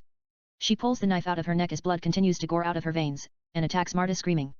But she has lost a lot of blood, falls down and dies. Blood is everywhere. Marta is covered with Sarah's blood as well. Marta drags Sarah's body to the bathroom, cuts her into pieces and puts them in 3 separate trash bags. Marta cleans the house with bleach for fingerprints or any trace of DNA. Marta then gets in a boat, throws the body in the bottom of the sea and returns to Cannes. The hotel concierge thinks Marta is Sarah and greets her accordingly. Marta takes advantage of that mistaken identity and takes Sarah's identity. Marta puts on Sarah's dresses, applies her makeup, copies her style, forges Sarah's signature and completely transformed herself into Sarah. She acquires a fake passport and begins to live as Sarah. She uses Sarah's laptop to communicate with James. Marta tells him she didn't want to see him or anybody while pretending to be Sarah. Marta tricks them Sarah would be staying in Rome indefinitely and doesn't want to be bothered for a while. Marta then rents 2 rooms for herself and as Sarah, and manages to convince them that Sarah is still alive. Later, she gets access to Sarah's bank accounts. There are millions of dollars in the account. Marta goes out and buys all kinds of beautiful dresses, takes a boat ride and purchases the same house in Cannes that Sarah was thinking about buying. Marta sits at an expensive restaurant and tries to eat lobster but doesn't like the food. She leaves the restaurant, comes to a supermarket, buys all sorts of groceries and cooks all kinds of delicious foods at her new house. Even though she barely eats anything, she loves to cook. Marta places the dish on the table and looks at them. At the moment, she doesn't feel like eating. She just drinks red wine. She missed Sarah a lot. Sometimes, Marta sees Sarah's ghost sitting at the table in front of her and smiling at her like lovers. Marta tells her I missed you. She gets up, puts on a beautiful dress and goes to a club. Marta runs into Jeremiah at the club. He still thinks she is Sarah, asks her for a dance. They dance, kiss and make love at a 5-star hotel that he is staying. In the morning, Marta and Jeremiah have breakfast. Jeremiah tells her he has to go back to New York and leaves. Later, Nadia comes to Marta's house expecting to find Sarah. She has shown her the house before. Marta welcomes her. She tells Nadia that Sarah and she have become lovers, but had to keep it as a secret. Sarah left to Paris for modeling. She will return on Saturday. Nadia gets wary of Marta. She sees the portrait of Marta. It looks like Sarah. Marta also looks like Sarah. She has copied everything. Yet the house is not really furnished in Sarah's style. When Nadia is about to get in her car and leave the house, she sees a black necklace on the ground that has cross. It's the same necklace she gave to Sarah. Madonna worn in her Take a Bow music video. It's a collection item. Sarah had never gone anywhere without it. It is her good luck charms. Nadia goes back to the house to confront her. Marta stabs her in the stomach with a kitchen knife and kills her. Marta carries the body, puts it in Nadia's car, drives to the woods, digs a grave and buries Nadia's corpse. She takes the car somewhere and burns it and walks to her house to avoid suspension. A young Italian man named Antonio offers her a ride. She tells him to leave her alone. Antonio begs her kindly to help her. Marta thinks he is cute, gets in his car. He drives her home. She invites him inside to have tea. They have wine. She has sex with him to kick away the hunting memories from her conscience and give herself some slack. Later, the police finds the burnt car. They ask Marta a few questions and clear her names. Meanwhile, James and Marissa, a close friend of both James and Sarah, are looking for Sarah. They report her disappearance to Italian police. The cops tells them Sarah is wanted for the murder of Nadia. She was seen driving Nadia's car at the night of Nadia's disappearance and was spotted walking in the street. Marta tells them she doesn't know where she is either. Later, Marta runs into James at the apartment that she rented in Sarah's name. Marta tells him she thinks Sarah killed Nadia. She saw blood on Sarah's shirt that night. She never told the police. That's why Sarah is running away. Later, Marta writes a fake suicide note to herself in Sarah's name admitting killing Nadia. Marta then moves to Nice, South France, and rents an apartment under her real name. She runs into Marissa. There is an attraction. Yet Marta wants to collect her thoughts. They just have coffee and goes to their separate ways. In the meantime, Sarah's father Mr. Green hires a private detective to investigate Sarah's disappearance. Marta finds herself in trouble having to explain few things in the disappearance or death of Sarah even though Mr. Green trusts her. Soon Marta and James get together. They go out to opera. They take a boat ride sailing while talking about Sarah. Marta tells James she has been in love with him the moment she saw him. One thing leads to another. They kiss and make love. Later in the morning, Mark finds Sarah's necklace in Marta's bathroom that he gave her and suspects Marta might be involved in Sarah's death, and asks her what she is doing with Sarah's necklace. Marta lies to James saying Sarah sends it to her along with the suicide note. She was supposed to give the evidence to the cops, but chose to keep it. I want to remember her forever. That's why I kept it. She was my best friend more than anything else. I missed her a lot. Marta takes the ring from his hand. In the meantime, James notices her hand is shaking and gets more suspicious. Marta knows he knew she was lying. She goes to the bedroom, grabs her gun. When she is about to shoot him without his knowledge, Marissa rings the bell of the villa. James lets her in. Marta changes her mind. They all sit and have lunch. Marissa is attracted to Marta. She can't take her eyes from her. But James can't look at Marta's eyes. He thinks she is guilty as the Queen of Damn. He then crashes the plat in frustration, gets up and leaves without saying a word. Later, the private detective tells Marta that Sarah was involved in hit and run in New York City. She killed a woman and came to Paris to avoid potential prosecution. That's why she didn't want to return to USA even though no charge was made. He will not share this information with French police. Mr. Green no longer wishes to continue the investigation. It is dropped. They pay Marta to keep silent as well whatever she knows about Sarah's death. Marta finally takes a deep breath, comes to her villa, and finds Marissa in the kitchen cooking wearing nothing but Victoria's Secret underwear. This audio file was created by Panopreader Basic. You can download it at www.panopreader.com. Marta doesn't know how Marissa got there and she doesn't care. They kiss intimately for long seconds and make love. They become lovers. Marta and Marissa go on a cruise together. Marta sees Jeremiah who thinks she is Sarah. She knows she cannot prevent Marissa from talking to Jeremiah. It's a small world. They all know each other. Jeremiah might discover that she is pretending to be Sarah. Marta comes to their luxurious cabin, kisses Marissa intimately. They kiss more intimately. Marta removes Marissa's underwear and gives her oral pleasure on a coffee table. They have lesbian sex in the bedroom. Later, Marissa sits in the bathtub singing all the things she said with Tatu. Marta is in the living room nude. She pours scotch in a whiskey glass. Marissa continues to sing. Marta comes to the bathroom with the scotch and sits behind Marissa in the bathtub. They kiss French. Marta gives Marissa the scotch. Marissa takes a sip, returns the drink back to Marta and continues to sing. She puts it aside. Marissa kisses Marta, rests on her chest and falls asleep dead. She is not going to wake up. In flashback, we see Marta placing poison in the drink. We return back to the bathroom. Tears fills Marta's eyes and falls down by her cheeks. She kisses Marissa on the cheek, gets out of the bathtub and looks at her image in the mirror. The end. Kate, that's interesting. Adrian, we are not going to let Emma walk away without an original story. I just saw her a few days ago in a music video called Anna. I might have something for her under the title of La Vie en Rouge. It's a little bit based on La Vie en Rose starring Marion Cotillard and shot like Rob Marshall's 9 in Chicago. It could be musical. I don't know what it is. I just have a little bit story in the back my head here and there. Emma played a girl named Rachel. She stars out in Broadway doing cabaret 8 days a week. A film director named James notices her performance. He comes to her dressing room and asks her if she is interested in moving to Hollywood and starts in La Vie en Rouge that he wrote, produces, and will direct. Rachel asks him what it's about. He tells her it's a story about a French girl named Marta who sings like angels and dances like Josephine Baker. She gains fame and fortune and experiences pain. She agrees to move to Los Angeles and does a little bit rehearse and starts filming right away. She does a well-choreographed dancing and singing. First day, shooting goes according to the plan. It's a success. Rachel comes to her dressing room, removes her clothes and sits in bathtub. Rachel closes her eyes and takes a nap listening to a music in her. There is a mystical wind. It moves things around. A table lamp falls in the bathtub and electrocutes her. Yet she manages to get out of the water in time and falls on the floor unconscious. When she walks up in the morning, she finds out the invisible line between reality and film has faded away. All of a sudden, she finds herself playing Marta in a musical world. She dances and sings in the street and everywhere she goes. She cannot help it. That's how they live their lives in the musical world. All of them are professional dancers and singers. She sings with them instinctively. She has never done some of the things that she does in the dance world. It comes to her naturally as if she has done it a million times. She doesn't need rehearsal or anything. It is a lifestyle. She goes to a supermarket. She dances with the customers, assistants, checkout clerks and the mangers. If there are men walking in the street, they stop, sing and dance with her like West Side Story.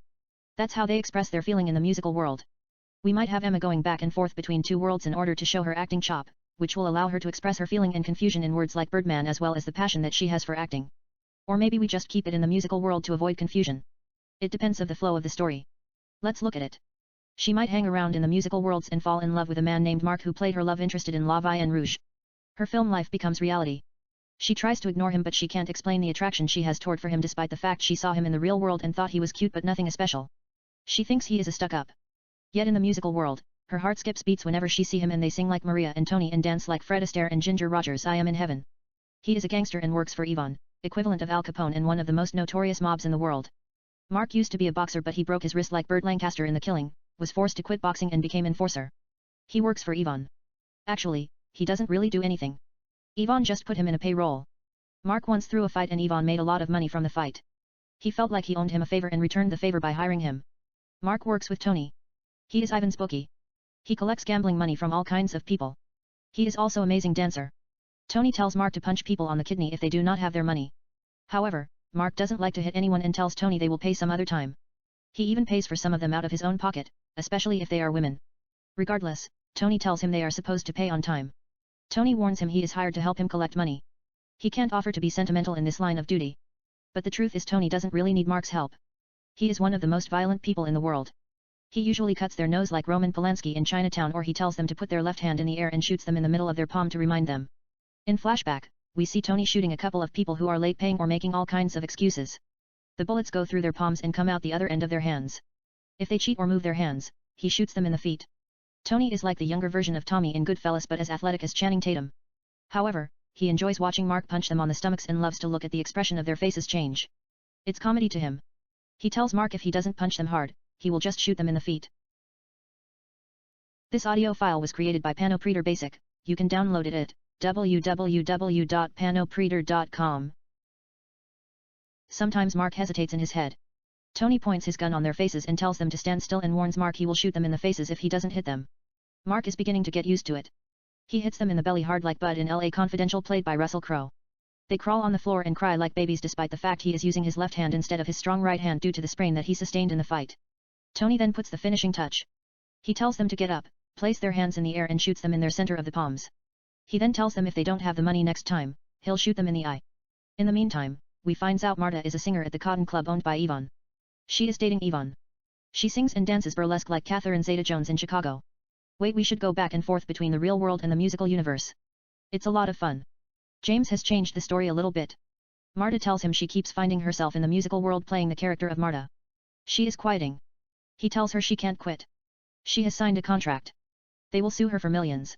It's one of the biggest productions in history of musical films.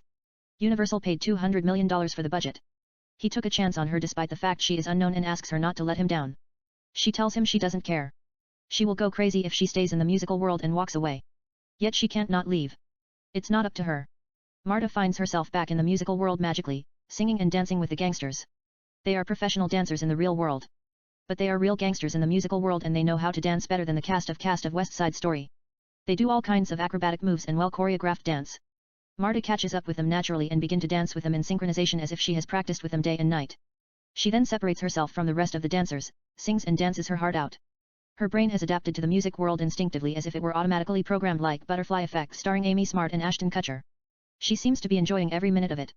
There is no sign of confusion. She doesn't even know she is in the musical world. When the director James says cut, she returns to reality and remember everything. I might have to work on that part. James does have to say cut in order to change the dimensions. Rachel goes back and forth with a warning. We can have her any place in Los Angeles as if she is living two lives. 1 minute she might be shopping in the real world. The next minute she is dancing in Cotton Club in the musical world, figuratively speaking. It doesn't have to be a minute. It could be 5 to 10 minutes. It depends on the flow. She is living two lives. In the musical universe, she is attracted to Mark.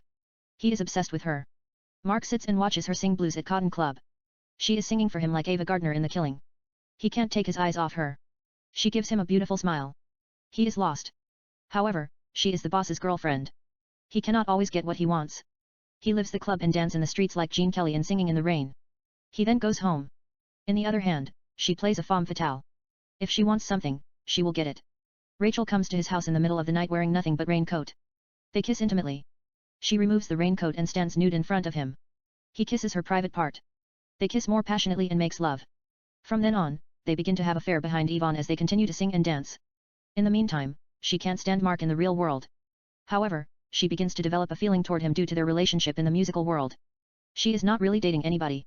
She is just flirting with a CO star named Vincent. She goes out and meets guys at the clubs. Sometimes, she goes bed with them here and there but never call or see them again. She is a player. She thinks why should only the guys have all the fun? She takes few pages from Casanova's black book. Wait, let's make look innocent. She is not screwing anyone. She is doing soul searching and spend the weekends at home cooking and watching films with Vincent. She is not a player. In the other hand, Mark has a girlfriend named Maria. They're not serious about each other. He is a little bit womanizer. That is why Sarah despised him even though he has always treated her like a princess. They have an amazing chemistry in the La Vie en Rouge. In fact, she might be in love with him. She gets jealous when she sees him flattering with other girls or kisses his girlfriend in the set. She always gets up and walks away. One day, he confronts her what's happening to her. She just kisses him passionately. They remove each other clothes and make love in her trailer while his girlfriend standing outside in the set. She knows what was going on but he lies to her like the devil. They were just preparing for a scene. They fight and break up. In the musical world, they do well choreographed dancing and singing as usual. Actually, it is a pretty good story. Mark tells her he is returning to the ring. His wrist has healed. They give him a title fight through Ivan's connection. She says she heard about it. The doctor also said he couldn't last more than 3 rounds. The pain might return. Instead she advises him to throw the fight and make money on the side. He cannot believe what she is telling him. He tells her this is his chance for glory and redemption. He has allowed opponents to beat him like a salve all his life when he could have stood up to them and sent them to hell. Mark kisses her and tells her he is not going to throw the fight. He will die in the ring. If she wants to bet on him, he would give her all his money and will kill him his opponent before the 6th round. She kisses his hand and tells him it is Yvonne who sent her. He found out the affair through a private detective that he hired. She shows him pictures of her and him dancing together, kissing and photos of love scenes. He will kill both of them if he is not going to throw the fight in the 4th round. They sing and dance as they talk. They then kiss and make love. He does not care if he lives or dies but Yvonne might kill Marta. Mark throws the fight. Besides, Mark was still suffering from wrist injury and might not have stood a chance if it had gone for the distance or past 6th round. He did what he had to do. Regardless, he got a cut for throwing the fight but he's pissed off. It's pride. He doesn't know whether to trust Marta or not. She tells him she cannot see him anymore. Yvonne will kill them unless he help her steal a bank and pay him $10 million for fooling around with her. She already hired 3 criminals who master the art of robbing banks but she needs someone that she trusts. She can't do it without him. He agrees to help her. They Tommy guns and rob a couple of banks as they dance and sing. The 3 thieves dance and sing with them, so do the clerks, the guards, the customer, employees of the banks and the cops. They even go out in the streets, sing and dance as Marta and Mark lead the way in well-choreographed dance. Regular people stop what they are doing and dance with the thieves. People pull their cars over in the middle of the road, gets out of their cars and dance as if they were celebrating the birth of life itself. Yet Marta is the star of the movie. Marta, Mark, and the 3 thieves continue to get away stealing one bank after another in a montage. They meet at a warehouse. When they are about to divide the money they stole 5 ways. Marta tells Mark secretly they are going to double-cross them. She heard them saying how they are going to get rid of them and take all the money for themselves like The Killing starring Burt Lancaster and Ava Gardner. They must act before they do. Marta and Mark take all the money at gunpoint, put it in the bag and walk away. They come to a motel. They kiss and make love. In the morning, she disappears with the money. She double-crosses him. She gives Yvonne the money. He puts it in a safe. In the meantime, Marta returns to the real world and finds out the story in the musical world goes according to James's screenplay. Yet James tells her he doesn't have a script for the ending. She asks him how they are going to shoot a movie without a complete script. He tells her he had thought about borrowing few ideas from The Killers starring Ava Gardner and Burt Lancaster like sending 2 hitmen and having Mark killed, which the film is loosely based on. She plays a femme fatale. She is just using Mark to have little bit fun and then steal money from banks. She could be in love with Yvonne. She cannot leave him for some reason. He is a pimp like sport and taxi driver played by Harvey Keitel figuratively speaking. James gets closer to Marta and tells her, imitating and quoting Sport, "You're just tired, baby. You just need your man. I am your man, you know. You are my woman. I wouldn't be nothing without you. I know this may not mean anything to you, baby, but sometimes I get so emotional, sometimes I think, I wish every man could have what I have now, that every woman could be loved the way I love you. I go home and I think what it would be without you, and then I thank God for you. I think to myself, man, you are so lucky. You got a woman who loves you, who needs you, a woman who keeps you strong. It's just you and me. I'm nothing without you. I can go like this forever and ever. We can do it, baby. You and me. Just you and me. I just like that line. It won't be in La Vie en Rouge. James doesn't have the ending of the story. He tells Rachel. He actually got the idea of Marta double-crossing Antonio and the thieves from The Killers. Yvonne was supposed to send 2 hitmen and have Mark killed. Hollywood doesn't like sad ending. Instead he will write a different ending. Marta returns to Mark and tells him that she is sorry. She did what she had to do to save his life. Yvonne would have killed him if she didn't do what she had done. In the meantime, Marta finds herself back in the musical world dancing and singing about how sorry she is. She apologizes to Mark and also warns him about the 2 hitmen. Mark kills them when they come to kill him. Marta then seduces him to steal the money from Yvonne and go to Paris together. They will spend the rest of their lives kissing French and making love every day. She knows the code for Ivan's safe. He has $100 million inside the safe. Mark thinks he has nothing to lose. Yvonne has already sent 2 hitmen to have him killed. It's time to get even. Marta and Mark break into Ivan's club in the middle of the night dexterously. Marta applies the code and opens the safe. They take all the money and gets away clean. They come to Paris, buy a house, make love, and lay low. In the meantime, Yvonne opens his safe and discovers all his money is gone. He knows who stole it. He tracks them down in Paris and comes after them in the middle of the night with his goons. They surround the house and shoot at them rain of bullets. Marta and Mark were expected them. They have bought a couple of guns. It's musical. They shoot and kill the bad guys including Yvonne as they sing and dance in the reminiscence of Smooth Criminal but more stylish than anything we have ever seen. Marta and Mark then come to Tahiti and kiss in the beach. James says, "Cut." But they ignore him and continue to kiss. The end. Kate, that's interesting story. I think you are in love with her. Adrian, the only complete movie I watched of her is Birdman. She was amazing. I watched the help half of it. I got the theater late. I was going to watch Easy A that she did or Zombieland in order to get a deep insight of her. But I changed my mind due to the fear of I might not take her seriously. No, that's not it. I just thought that is not the real Emma Stone whom I saw in Vanity Fair. Instead I just type Emma Stone Revlon. I saw this Revlon advertisement that she did while I was shopping at Target despite the fact I hate all Revlon photo shoot with vengeance. There is too much color. They look like bad paintings compared to Prada, Gucci, Chanel, and Louis Vuitton. Just don't ask me what they are selling. I just look at the pictures here and there. Like the photo of Jennifer Lawrence that she did for Dior, I saw it in Vanity Fair, which inspired me to come up with the idea for Basic Instinct 3 that I told you earlier. Revlon photoshoot is painful. I even thought about writing them a letter and tell them to do something about it. I am kidding. I see it once in a while at Target. It is right next to energy drink section. This audio file was created by Panopreader Basic. You can download it at www.panopreader.com. Part 64. I was kind of addicted to energy drinks. I don't really like coffee too much. I mean I like coffee but I prefer energy drinks like Rockstar, Red Bull and Monster Energy. There are photos of Olivia Wilde, Halle Berry and Emma Stone. It is big. You cannot miss it. That's how I got the idea when Emma applies red lipstick on her lips, kisses the book that she wrote and give it to the angel who inspired her to write the book instead of signing in Vision of Love. Anyway, like I told you there are forces beyond our understanding. I haven't gone to Target for a while. But some reason I walked in and came to soft drink section subconsciously to get Rockstar and do 2000 clapping push-up. That's how I stay focused and deal with all kinds of mental pain. Push-up keeps you sharp. At the same time, it makes you horny if you do it too much. I did too much as usual and looked at the video. It is less than 3 minutes in Access Hollywood. The same night I have one of the weirdest dream. I was with Brie Larson. I don't know why I was with her. Maybe I saw her in The Gambler. My subconscious thought she just makes a beautiful girlfriend. You know, she has beautiful but I don't really care about her face. It might be the characters she plays. I think I might have seen her in Joseph Love Gordon Don John. I swear it just occurred to me now. She played his sister. She doesn't say anything. She is always playing video game. I think she was texting throughout the movie. I am not going to criticize the movie. Actually, it is pretty good even though Joseph could have borrowed few tricks from Woody Allen and Hall and come up with a better ending.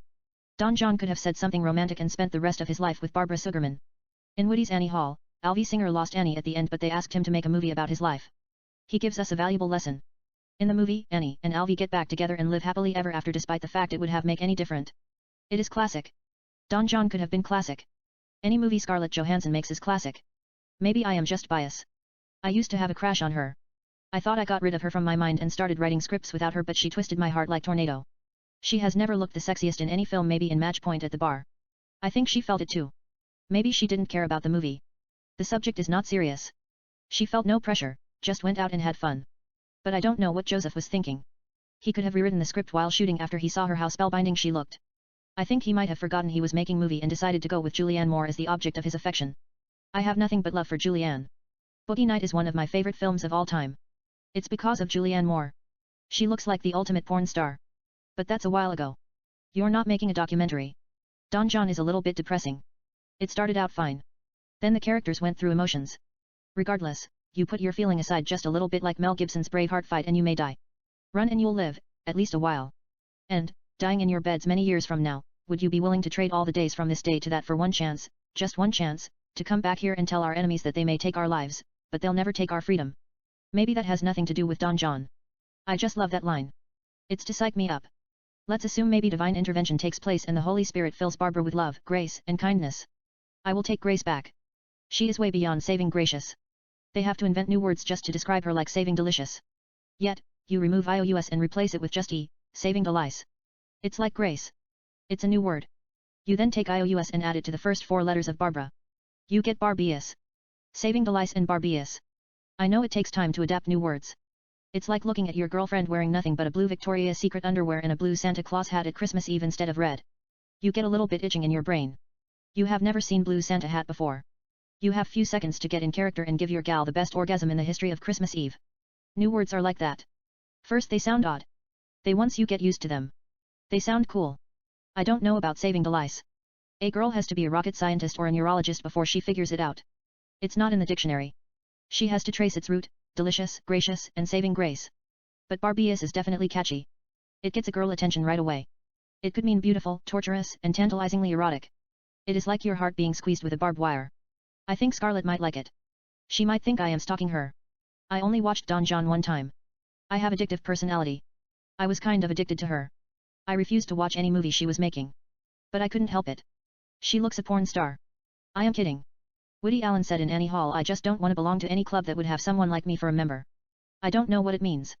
But Barbara should have given Don John another chance. Joseph had a chance to make one of the greatest films in the 21st century, figuratively speaking, when they sat at the coffee shop toward the end. Suppose all of a sudden, Barbara changes into a sweet girl before Don's eyes. She tells him someone once told her, don't let life express you but express life to its fullest.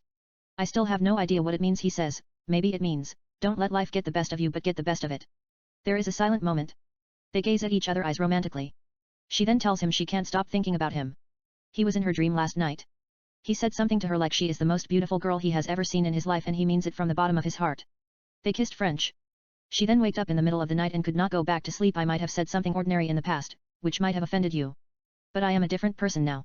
I will make it up to you each and every day and the rest of her life. Dan tells her, you are the most beautiful girl. You don't have to make it up to me as long as I inhale the same air that you breathe in and exhale. It doesn't matter if it is a million miles away or it's in the moon. Nothing makes me the happiest just knowing you are in my heart and I can get out and do what I love to do and live life to the fullest. You are the best thing ever happened to me. I know it sounds a little bit sentimental, like Jerry and Annie Hall acting is like an exploration of the soul. It's very religious, a kind of liberating consciousness. It's like a visual poem. Don then gets down with his one knee, removes her shoe, takes her foot, places it on his chest and asks her, can you feel the beat of my heart? Barbara says, la-da-da, la-da-da, la-la. That was a joke. I was trying to beat Jerry's touch my heart with your foot, but Joseph can make up something romantic and mannish if he thinks that's too soft. He can write his thought on the screen. I am just telling you what you want to hear, bitch. But still, you are the sexiest thing I have ever seen. I am kidding. She is not a bitch. She is what Woody Allen call polymorphously perverse. It seems she gets pleasure in every part of her body when she is touched. Regardless, we can't eat the chicken. We need the eggs. The point is Barbara and Don get back together. They kiss, make love, get married in a cathedral and live happily ever after. The end. Regardless, Joseph Gordon had his moment in Brick. All he has to do is take his time and work on the adult version of Brick, add few more twists and maybe cut the beating he took and redo it under the title of Blue. Set in near future in Los Angeles like Looper but more glamorous. Brendan is an undercover cop or a private detective, depend on the flow of the film, and lives a quiet life. He likes to listen jazz at his favorite blues house known as Ice. Brendan just broke up with his ex-girlfriend Emily and also gave his best friend Jerry to LAPD. Then one night, he gets a call from Emily asking him to meet him at Luke's bar. She is in trouble. Brendan meets her. Nervously and fearing for her life, Emily tells him to remember Blue, St. Vincent, Switch Off and Lucifer and 453, excuses him to go to ladies' room, and leaves the bar, through the kitchen exit. Brendan figures out she is not returning, drinks his whiskey in one breath, steps outside and sees BMW driving by. A cigarette is thrown from the car. Brendan assumes Emily's fear might have something to do with the folks in the automobile. Brendan asks an officer named Marta to check on the BMW's license number. She is the equivalent of Brain in the original Brick. She would be providing him information throughout the film. The information leads him to an actress named Kara, another ex-girlfriend of Brendan. She is in the middle of shooting a movie. Brendan asks her Emily's whereabouts. Kara tells him she doesn't know where she is.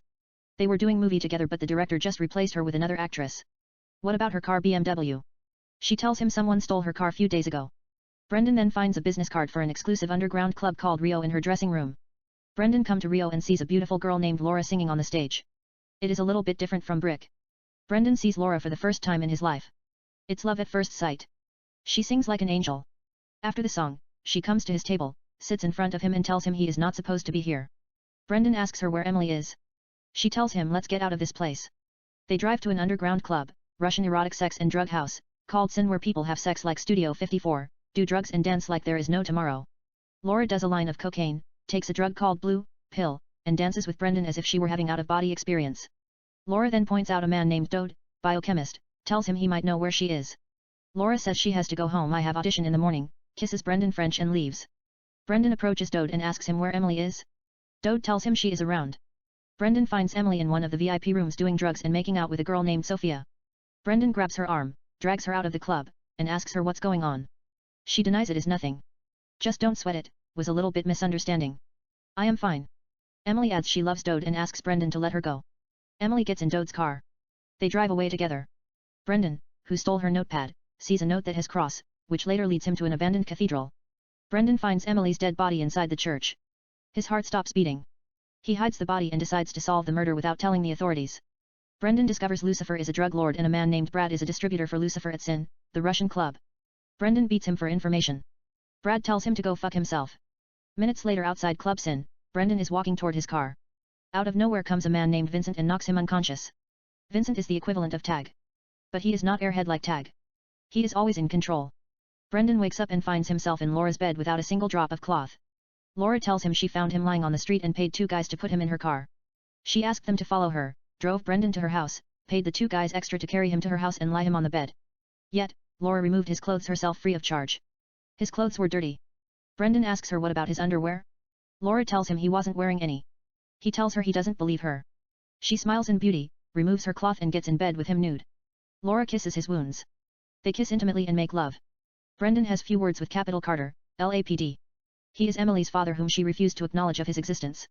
He has abused her sexually when she was young, but it kept secret. However, Capital Carter tells Brendan her mother Lydia called him and said she hasn't heard from Emily for a while. She might be missing. If Brendan know anything about Emily's whereabouts or potential disappearance, he'd like to know about it. Brendan tells Capital Carter he would look into it and promises to find her safe without informing him her death. Brendan visits Kara at the movie set and asks her to give him more information about Lucifer. Kara acts coy and seduces him to make love to her in exchange of information. Brendan fucks her on the mirror table. This audio file was created by Panopreter Basic. You can download it at www.panopreter.com. He takes the daylight out of her. It's a rough sex. She says she can only tell him where the BMW is at. She won't tell him to whom she lent the car, because he made her come deep within her soul. She hates it when he does that to her. She is going to think about him for days in vain. She kisses him. Kara bites Brendan's lips just a little bit erotically and gives him the key to the BMW. Brendan comes to the BMW, uses the key that Kara gave him to open it but does it work? Yet he breaks in dexterously, looks for information in the compact glove, finds a gold card Illuminate written on it. He places the card in his pocket and waits for the person who is driving the car. It's Vincent. The same man who knocks him unconscious. Brendan points his gun on his head and tells him to take him to Lucifer. They get in the car and drive. Brendan is pointing his gun at Vincent to let him know to do what he is told.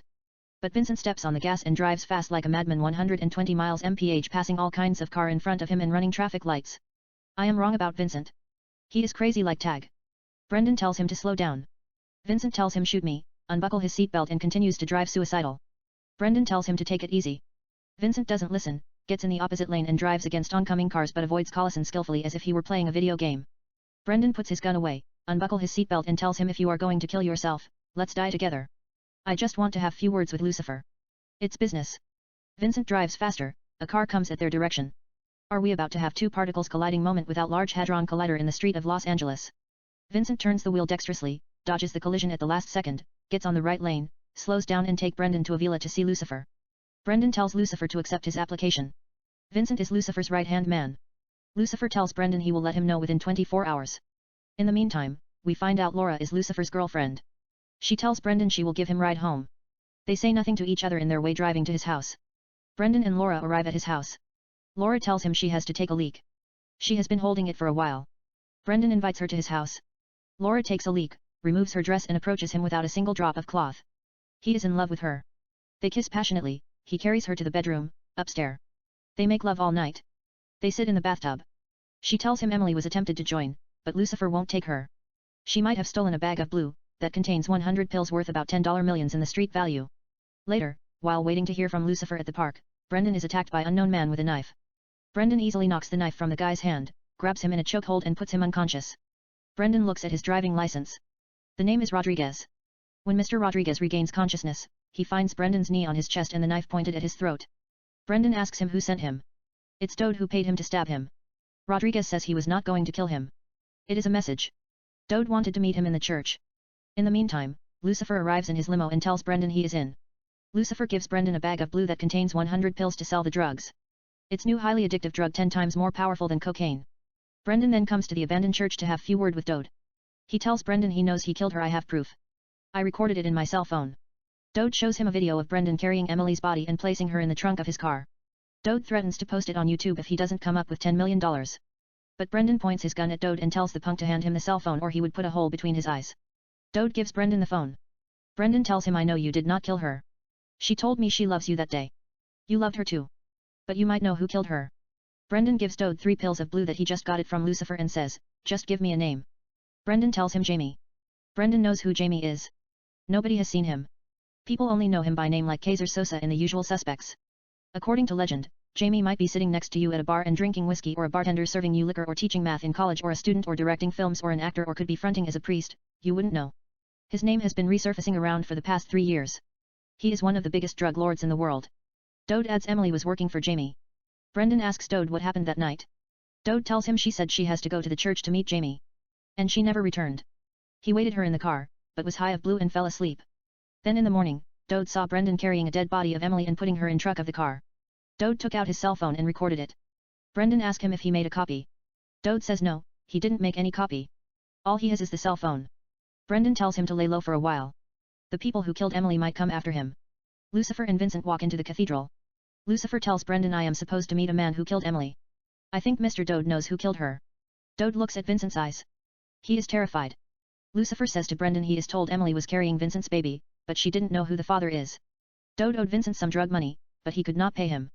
Instead he sent Emily to have sex with Vincent. He fucked her raw.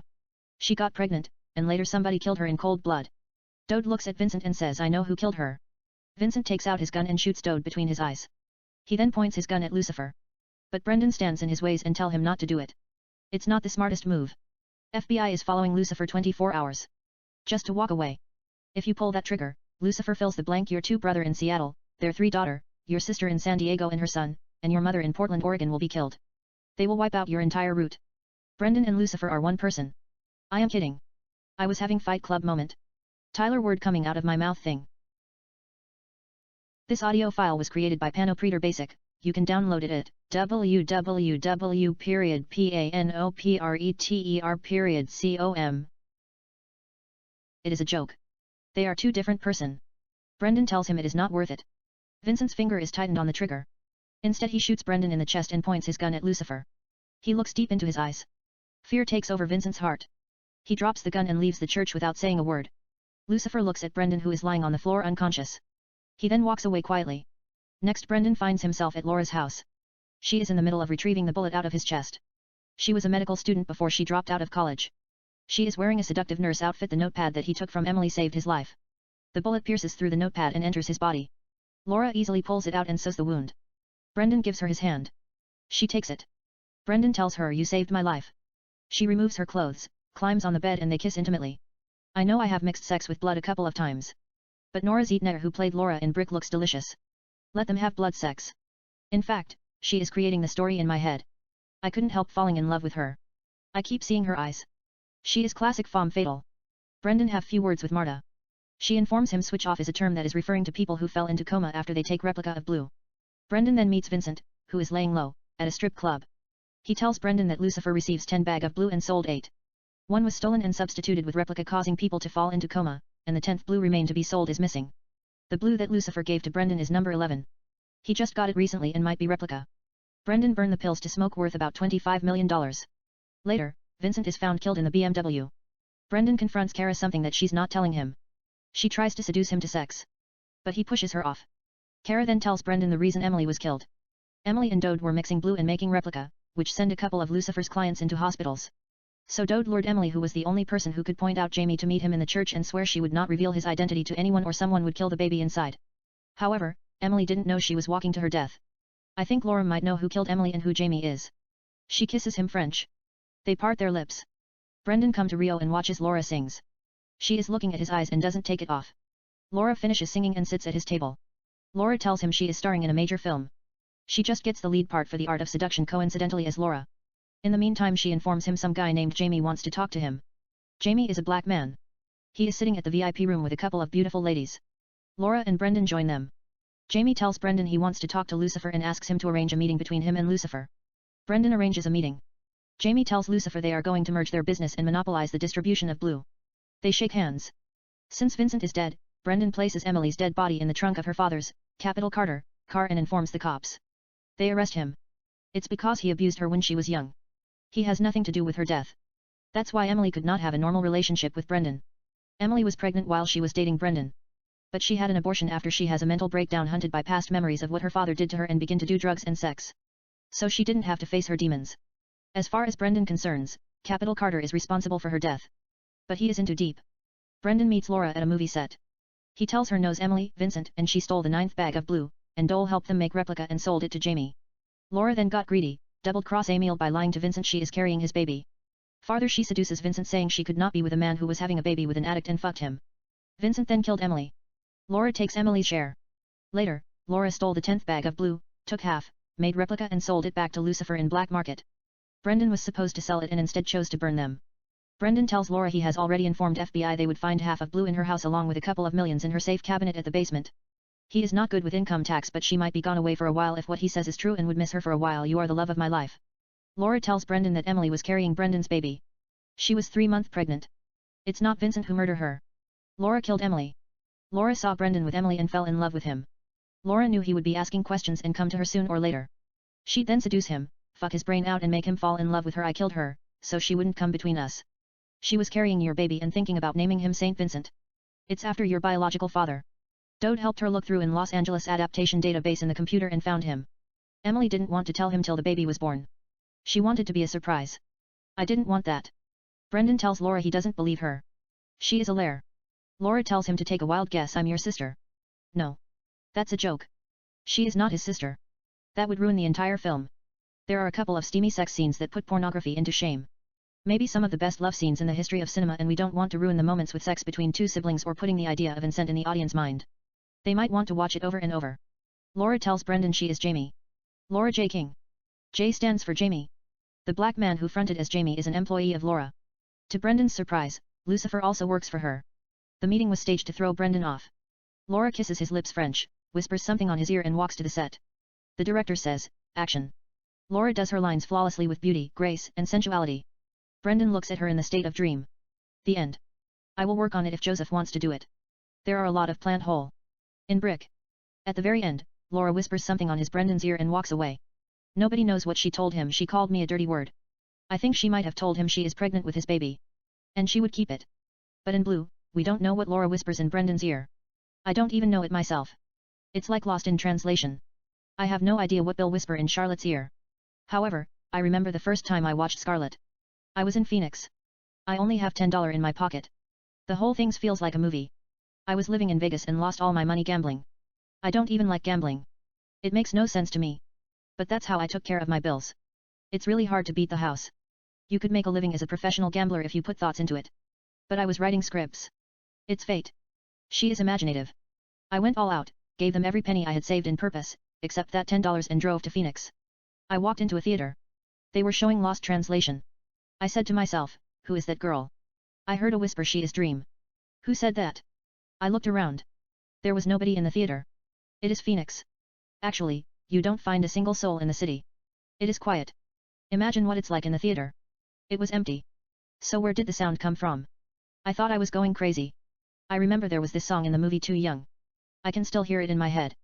Baby, when I saw Utanen at the end of the street / I knew a time was gone and it took me like ages / just to understand that I was afraid to be a simple guy / I tried my best to smile but deep inside my heart / I felt it was shouting like a crowd dancing / I guess I couldn't live without the things / that made my life what it is / can't you hear it Callan oh yes / everybody's dancing, oh yes / tonight everything is over / I feel too young. I wasn't really a big fan of music back then. Later, the same week after I watched Scarlet and Don John, I was sitting at a coffee shop and trying to get rid of her out of mind, you know, brush her aside while working on a couple of scripts. They play Listomania. I did not know who the band was and what they were saying. However, the lead singer voice is familiar. It's the same band that recorded Too Young. I looked at in the internet and the name of the band is Phoenix. I know there are countless stars in the skies and infinite universe and all. It is pure coincidence, isn't it? I didn't feel like going through emotions and find out who the lead singer is even if he were Jesus Christ. They can play county music in the soundtrack. If the movie is good, it will not make a difference. I mean there is nothing wrong with country music. As a matter fact Garth Brooks's Friends in Low Places is one of my favorite karaoke songs of all times. I like how they tell stories even though most of the time stories that they sing about are depressing. But Friends in Low Place is classic. He must have caught his girl with another man. Don't ask me where and how. I saw the surprise / and the fear in his eyes / when I took his glass of champagne / and I toasted you / said, honey we may be through / but you'll never hear me complain. He then lets the chorus take us to a beautiful hell cause I've got friends in low places / hear the whiskey drown / and the beer chases my blues away / and I'll be okay. I swear I did not know what karaoke was till lost in translation. I was living on Mars. I will explain that to you off record someday. Sofia Coppola literally introduced me to karaoke in lost translation. Later, few weeks ago, I listened to 1901. I was sitting at a coffee shop and working on a script. This time I knew it was Phoenix. It sounds the same. Besides, they played Listomania, which I thought about writing a story based on the song. Not based on the lyrics but just the song on the soundtrack, you know, something dreamy like Lost Translation starring Scarlett herself set in Paris. But I still did not know what the lead singer name was. I looked at it in Wikipedia. It says Thomas Mars. He is from France and married to Sofia Coppola who directed Lost Translation. Sofia changed how I view films. It's like you have been told all your life the Earth is flat and the center of the cosmos. Then all of the sudden, one day, you find out the Earth is not only spherical but also one of the 9 planets that orbits the Sunday. And the Sun is just one of 100 billion stars that makes the galaxy. And our galaxy is just one of trillion that composed the universe. That is nothing new. However, the universe is just a dust floating in eternity and might have come out of nowhere in quantum vacuum. It is one of countless of universes. There could be boundless space and endless time as well as hidden dimensions and infinite cosmic phenomenon. But that's different story.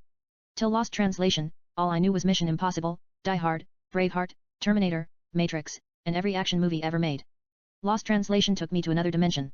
It changed the structure of my brain and all of a sudden, I got sucked into all kinds of romantic movies and started writing poems like Shakespeare. Have the angels possessed lips like roses in carnation? And the stars acquire wisdom of inclination and temptation? If it weren't to glorify thy beauty, sensuality, and instinct. And the softness of thy skin and the fever in thy bloodstreams. What heavenly light bleed on thy lips and in sweetness beams. Thou who art nothing short of my theory of everything. And the divine composer of all of my pain, fever, and dreams. Why is whenever thy face appears in my heart, my soul jumps out of my body, flies above the blue sky and asks. The stars, isn't she the most beautiful girl in the universe? Morning stardust say she's the fairest them of all. A rose petal that floats on an ethereal river that exists in extra dimensions, which the source is believed to be secret. Lakes in the skies and celestial streams lit with moonbeams.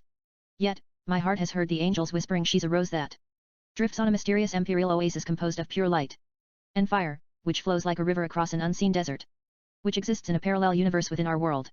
It's said a kiss from her lips not only brings eternal salvation to a man, who bears pure love in his heart that won't ever faint, but also heals his soul that bleeds like a flesh more tender than the presence of the Holy Spirit in the heart of a saint. This audio file was created by Panopreter Basic. You can download it at www.panopreter.com. Part 65. Chapter 23. I don't know if that can be used in movie. Maybe it might work on the stage. I can picture Tom Hiddleston memorizing every line and reciting the poem as if it were written in the air in some kind of theater production under the title of The Carmine Rose of the Damascus starring Scarlett Johansson. Or maybe in film. It reminds me a little bit Sense and Sensibility. Marianne played by Kate Winslet said, "Can he love her? Can the ardor of the soul really be satisfied with such polite, concealed affections? To love is to burn, to be on fire, all made of passion, of adoration, of sacrifice. Like Juliet, or Guinevere, or Heloise. I don't know anything about theater. Maybe, it's a periodic movie. Tom plays a poet but a famous womanizer who seduces and courts women like Casanova till he meets Scarlett who plays an aspiring novelist like young Jane Austen. It's set in London. He falls in love and would do anything to win her heart. She knows his reputation as a womanizer and gives him a hard time at first. Yet eventually, she yields to the temptation and goes bed with him. They become lovers, read and write poems like Robert Browning and Elizabeth Barrett. He then breaks her heart, or rather he is forced to marry a woman in the royal family, a princess who is in line to be the Queen of England, in order to save his brother who is about to be beheaded for treason. His brother James get pardon from the Queen. In the meantime, Tom becomes the youngest person to be knighted by the Queen in the history of England knighthood. In addition, the princess uses her influence and has him honored with a poet laureate. Tom continues to the poems where he left off. Yet my heart reminds me thy very existence is a beautiful crime. Thy spellbinding eyes have been around since the beginning of time. And thy lips are responsible for the invention of kiss and rhyme. My soul moves past the galaxies when it sees the stars in thy eyes and sings in elation, yet it sounds nothing like typical music but beautiful auditory sensation and erotic opus composed of delightful classic euphony and tantalizing operatic-like screams that send tinkling down by Aphrodite's spine as if I were shot with arrows like Saint Sebastian in my soul used as flavors in ice creams. I scream and scream more melodious than Wolfgang Amadeus Mozart and Ludwig van Beethoven's symphonies till my vocal cords fall into ill and every stars in the cosmos is drenched with the dew of heaven. To tear with heartache, sweat and eroticism, glow of gratification. Explode and turn into nebula in rapture and climatic themes. I then find thee in a mystifying heaven that exists in a hidden dimension in the dwelling place of the garden of eternal sunshine. And forbidden liaison that has flowers that grow in the air and twinkle like the stars, which also happens to be the main entrance to the core of my soul, and the best explanation would be something Like a black hole, a region of spacetime where nothing cannot escape from its gravitational force including light. Yet a white hole is created in reverse side of a universe where light pours in my soul and nothing leaves without having the time of their lives, going through out-of-body experience, feeling beautiful, reaching the utmost climax without an excuse and singing the blues. But thou continue to scintillate deep in my heart, setting a trend to everything that's radiant, glittering and incandescent till we kiss. My lips, infuse my quintessence and leave me with a sweet bruise. Tom still loves Scarlet very much. But she cannot stand him. How can he do that to her? She is consumed by darkness. She expresses her grief poetically like Emily Dickerson. If I can stop one heart from breaking / I shall not live in vain / if I can ease one life the aching / or cool one pain / or help one fainting robin / unto his nest again / I shall not live in vain. I will think something original if it's promising. I am creating the story as I go. Eventually, the princess is crowned as a queen. Tom becomes king. Yet, he missed Scarlet. He can't sleep. He can't eat. He cannot write. Tom is in a lot of pain. He also loves the princess. She is one of the most beautiful girl in the world. Tom secretly begins to write love poems to Scarlet. Yet, there is nothing like thy concupiscent eyes. The ripples in thy eyes seem to move in ease, creating phantom-like waves that rise as high as thy eyelids and magnify thy sweet irises. But when the sizes of thy pupils and murkiness and dilation increase, no mystical sacred water shall exit from thy eyes in vain, but only a teardrop to fall in my heart with thine image wrapped around with holy water that's pure but far from innocent and plain, which airy fees into air as thee walk in the garden of mine heart naked like God created Eve from Adam's ribs and placed her next to him while he was sleeping in the Garden of Eden at the Genesis. So he'd not be alone and frigid when it doth rain, and to kiss him on the forehead when he has a migraine. Yet, the Lord created thee out of my soul while I was wide awake, and placed thee in my heart to bind spell, manufacture love, to sweep me off my feet with each heartbeat and keep me sane. But instead thou choose to roam under my skin like a candle that burns inside the Cathedral of Seville in Spain. Drain the blood in my veins, change the chemistry in my brain, chew every organ in my body and spit it out like sugarcane. Thee then cave deep within osteocyte of my ribs that maintain bone tissue, consume the marrows, manifest throughout medullary cavities. An osteoblast that forms the bone matrix, crash all the bones in my body, turn them into powder and snore them like cocaine. Or rather I'm the one who is addicted to thee like heroin. As if I were whipped with cat of nine tails, scourged with flagrum, that are knotted with bone and heavy indented pieces of metals, crowned with thorns, beaten with a chain, nailed to a cross, and get seized by passion that I can't explain. Would love be the same again? I lose sense of everything till thou kiss a rose that I planted in my heart, which my soul consecrated to thee, and reduce my pain. Not madness and aches but suffering and torment decrease. When time turns into moment that I must cease, may my lips take comfort on thy lips in tender kiss. As thee close thy eyes in sweet emotions, and our souls find peace. When thee open thy eyes and the waves crash back in thy spellbinding eyes with louts, forget-me-not, and water lilies, move in soft pace, and sparkle like morning stardust and snowflakes, which leave the heavens in Christmas Eve out of space, and only fall on cathedrals, babies' breaths, and shadows thee left in the summer's days as thee walked in beauty and grace. May all my foes, nemesis, and worries disappear without a trace. Tom gives the letters to Scarlet's cousin Sarah who works in the palace. Sarah takes it home and reads them to herself instead of giving the letters to Scarlet. She then burns them in the fireplace and writes Tom fake love letters supposedly written by Scarlet. Sarah is in love with him as well. As a matter of fact, every girl in England is in love with Tom like Paul McCartney or George Gordon, Lord Byron. She walks in beauty, like the night / of cloudless climes and starry skies / and all that's best of dark and bright / meet in her aspect in her eyes / thus mellowed to that tender light / which heaven to gaudy day denies. / one shade the more, one ray the less / had half impaired the nameless grace / which waves in every raven tress / or softly lightens o'er her face / where thoughts serenely sweet express / how pure, how dear their dwelling place / and on that cheek, and o'er that brow / so soft, so calm, yet eloquent / the smiles that win, the tints that glow / but tell of days in goodness spent / a mind at peace with all below / a heart whose love is innocent. Tom is incapable of letting women down. He is a little bit like Edward in sense and sensibility but a millions times passionate.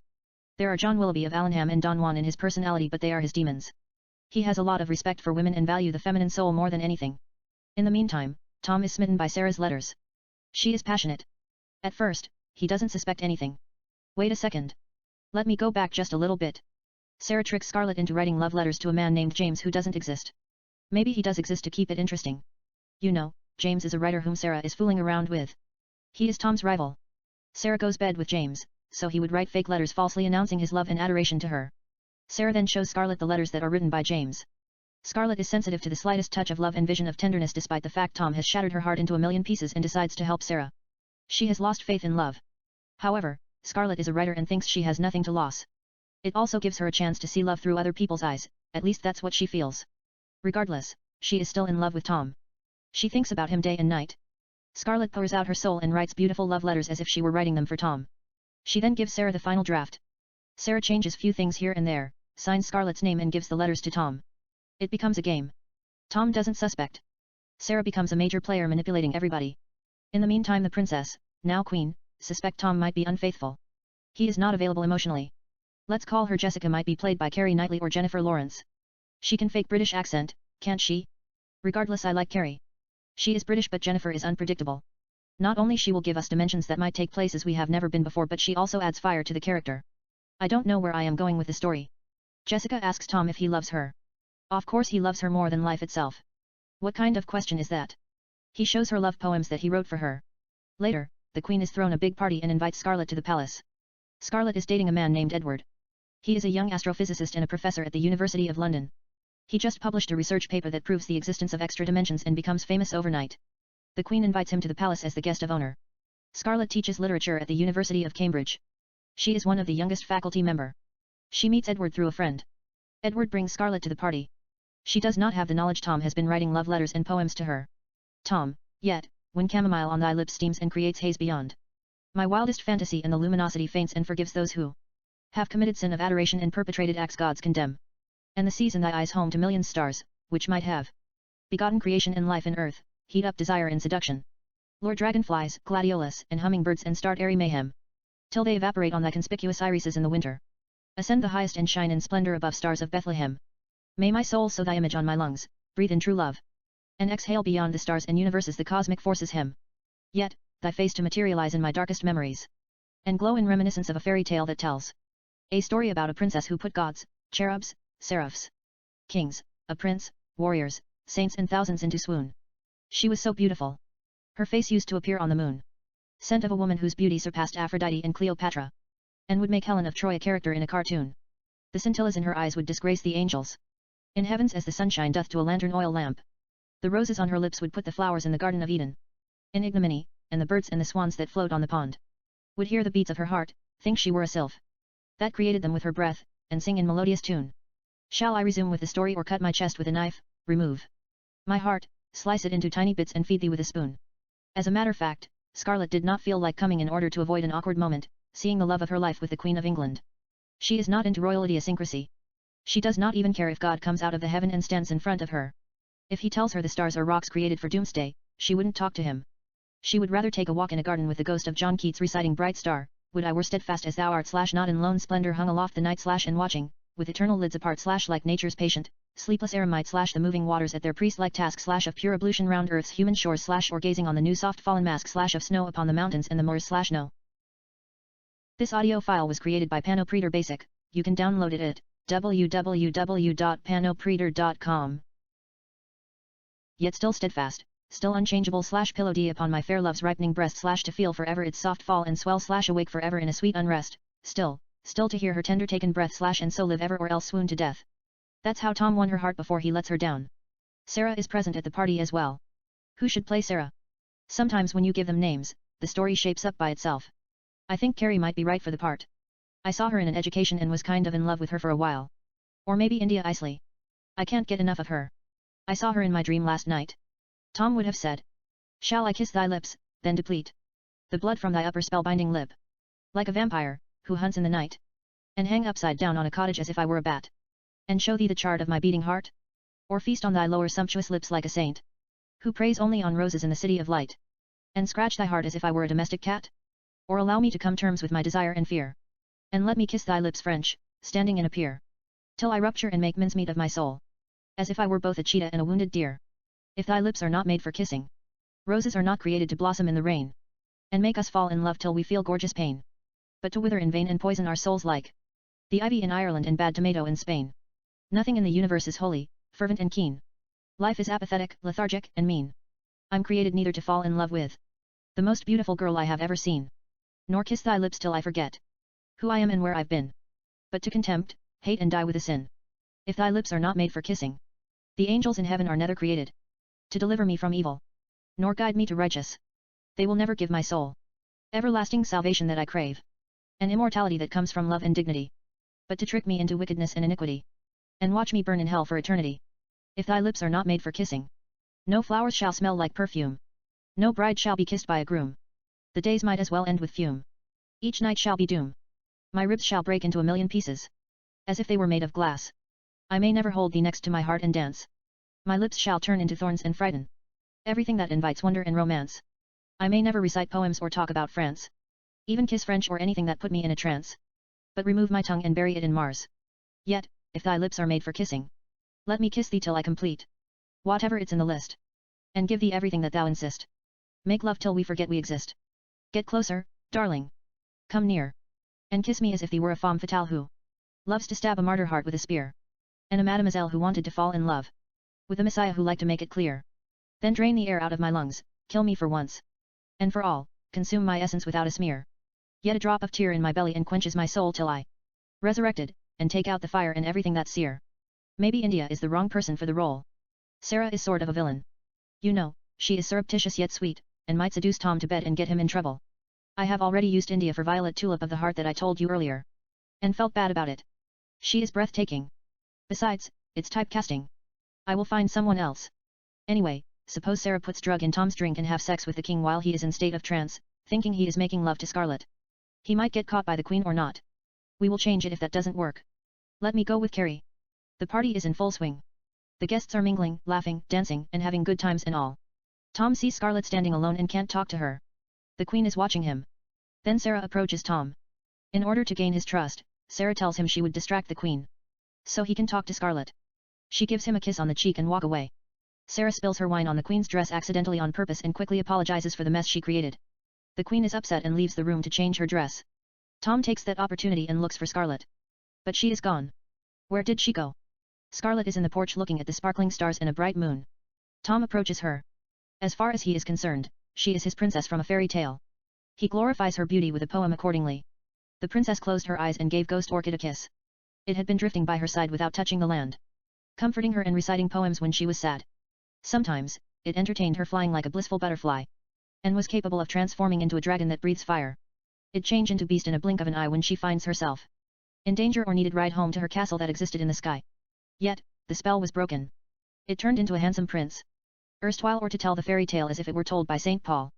Once upon a time, there was a warrior who vowed to marry not only the most beautiful girl in the world, if not the universe, but also the sweetest them of all. Autumn brought golden leaves and wisdom but passed so fast and sweet. So did winter, the nights felt like Christmas Eve. The days were like New Year, the snowflakes were so pure and neat. But it was cold. Nothing to cuddle and kiss. The season had to fleet. Spring was gorgeous but felt blue without love and ran off its feet. Then came summer. The prince went to buy a pink dahlia of Andalusia. They were sold once in a year by a mysterious woman in the street. The flowers grew in the desert and were known to bring true love, prosperity and happiness, which also granted eternal life. It was the hottest day in July that is softly lit. He saw the princess, who happened to be standing in the heat. Died of love at first sight and magically transformed into a ghost orchid that floated in the air without a heartbeat. The warrior then resurrected from death when she kissed him. They got married and lived happily ever after, falling head over heels in love more and more each day, hour, and minute. This audio file was created by Panopreader Basic. You can download it at www.panopreader.com. Legend has it the princess continued to appear on the moon. Yet, when I ask the stars who is the fairest them of all, it doesn't matter if it's night or morning or noon. Thy face reappears in my heart in the sweetest blend with just the right amount of roses, daisies, and a flare of magnolias. More dulcet than idyllic amaryllis and cherry blossom in April. And reminds me the delightful flagrons of perfume and dianthesis. The luscious aroma of jasmines in May and tulips that I placed on the bite of Bonnie while I was staying in Limbe, Cameroon. As if my heart expected thee to be there so soon. Tom tells her he missed her. He didn't mean to break her heart. He just wanted to do the right thing. His brother, Jacob, is a troublemaker. Jacob is against feudalism and queens, kings, and monarch things. He believes all men and women are created equal. She asks him, what about you? He tells her, I believe everything in the universe is illusion. You are the only thing that is real. She is left breathless by the compliment. All of her pain is gone from her soul just like that. Scarlet gets closer to Tom's lips and whispers, tell me something I don't know. Tom, near her lips.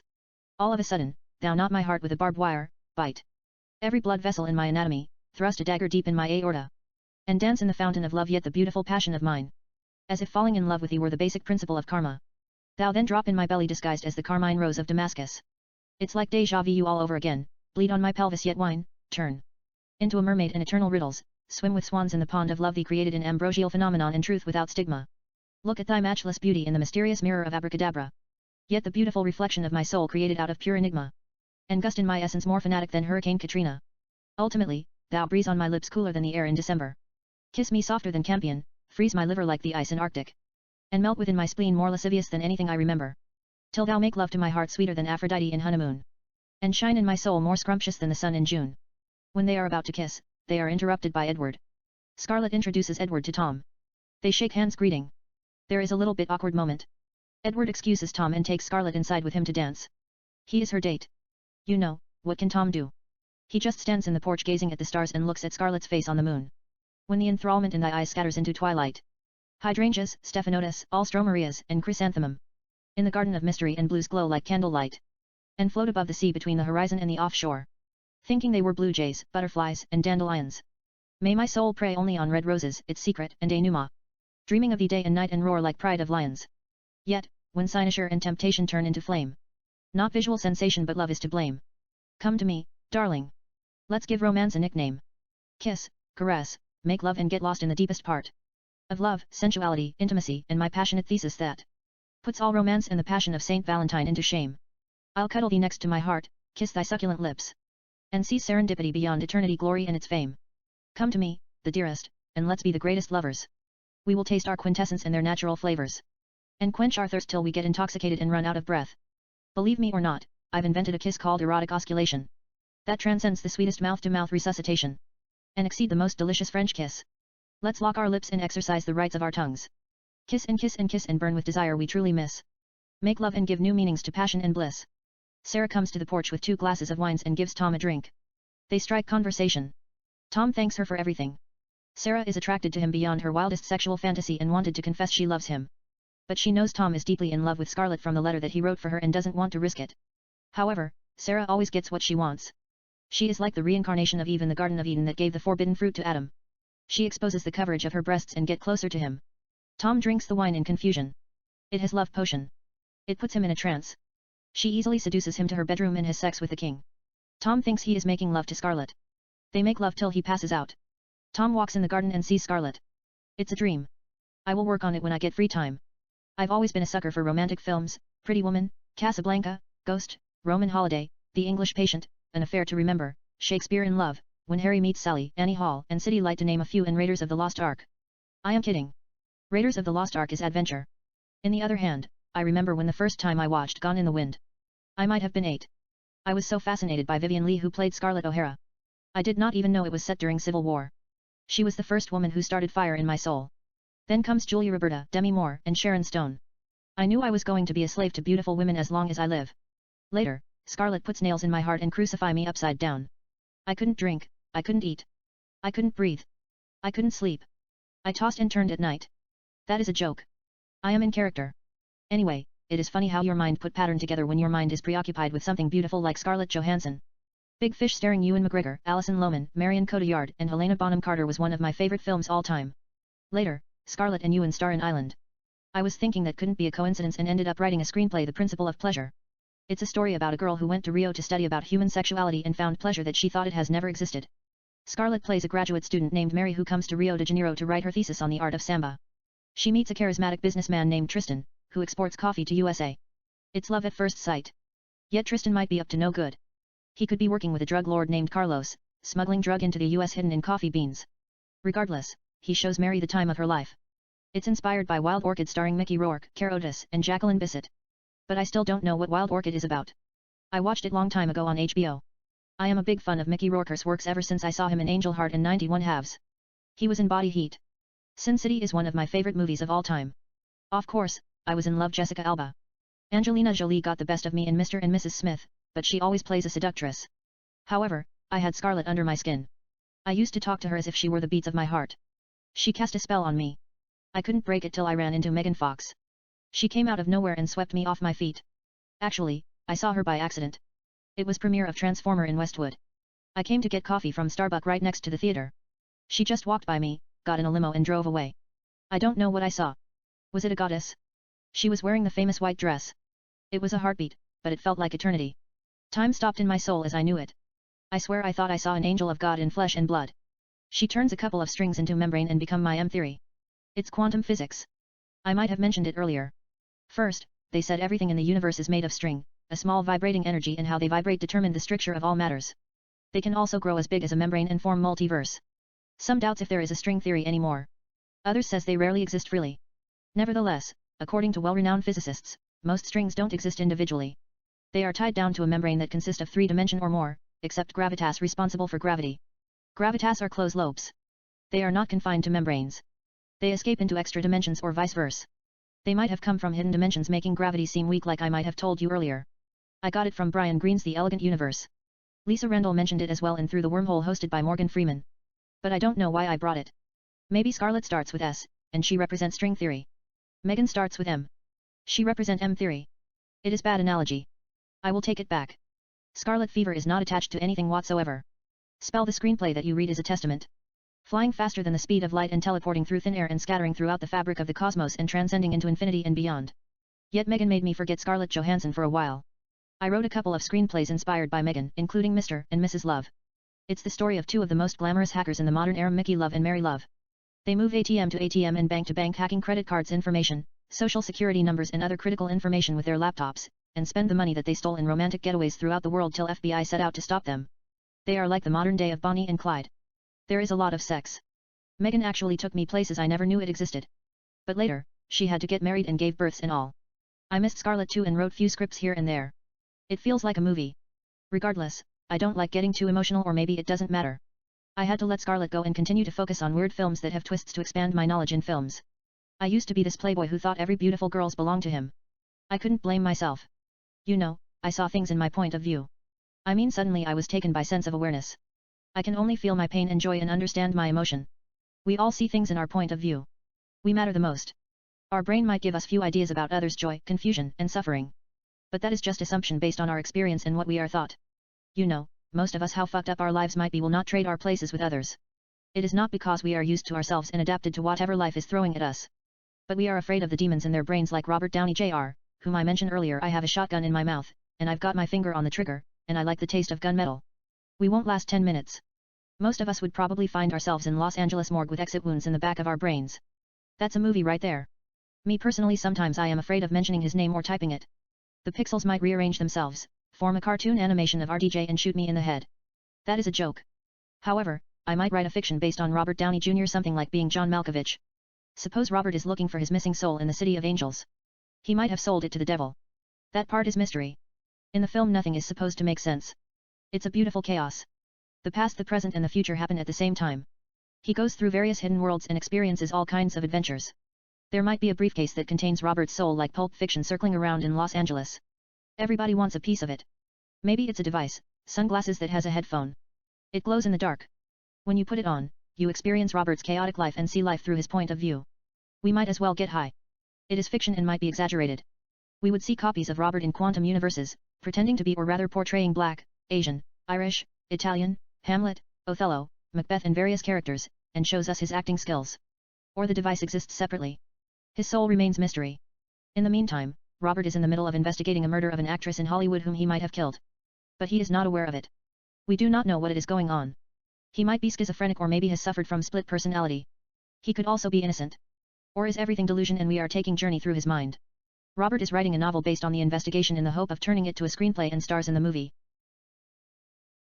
This audio file was created by Panopreader Basic. You can download it at www.panopreader.com.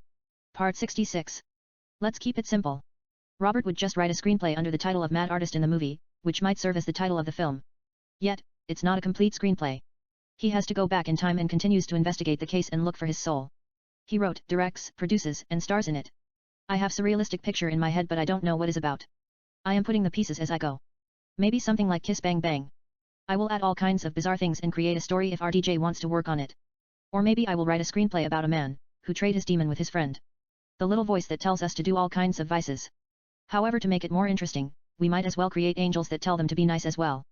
The question is, should they trade only their demons or the total package? I like the idea of just trading demons for the sake of comedy.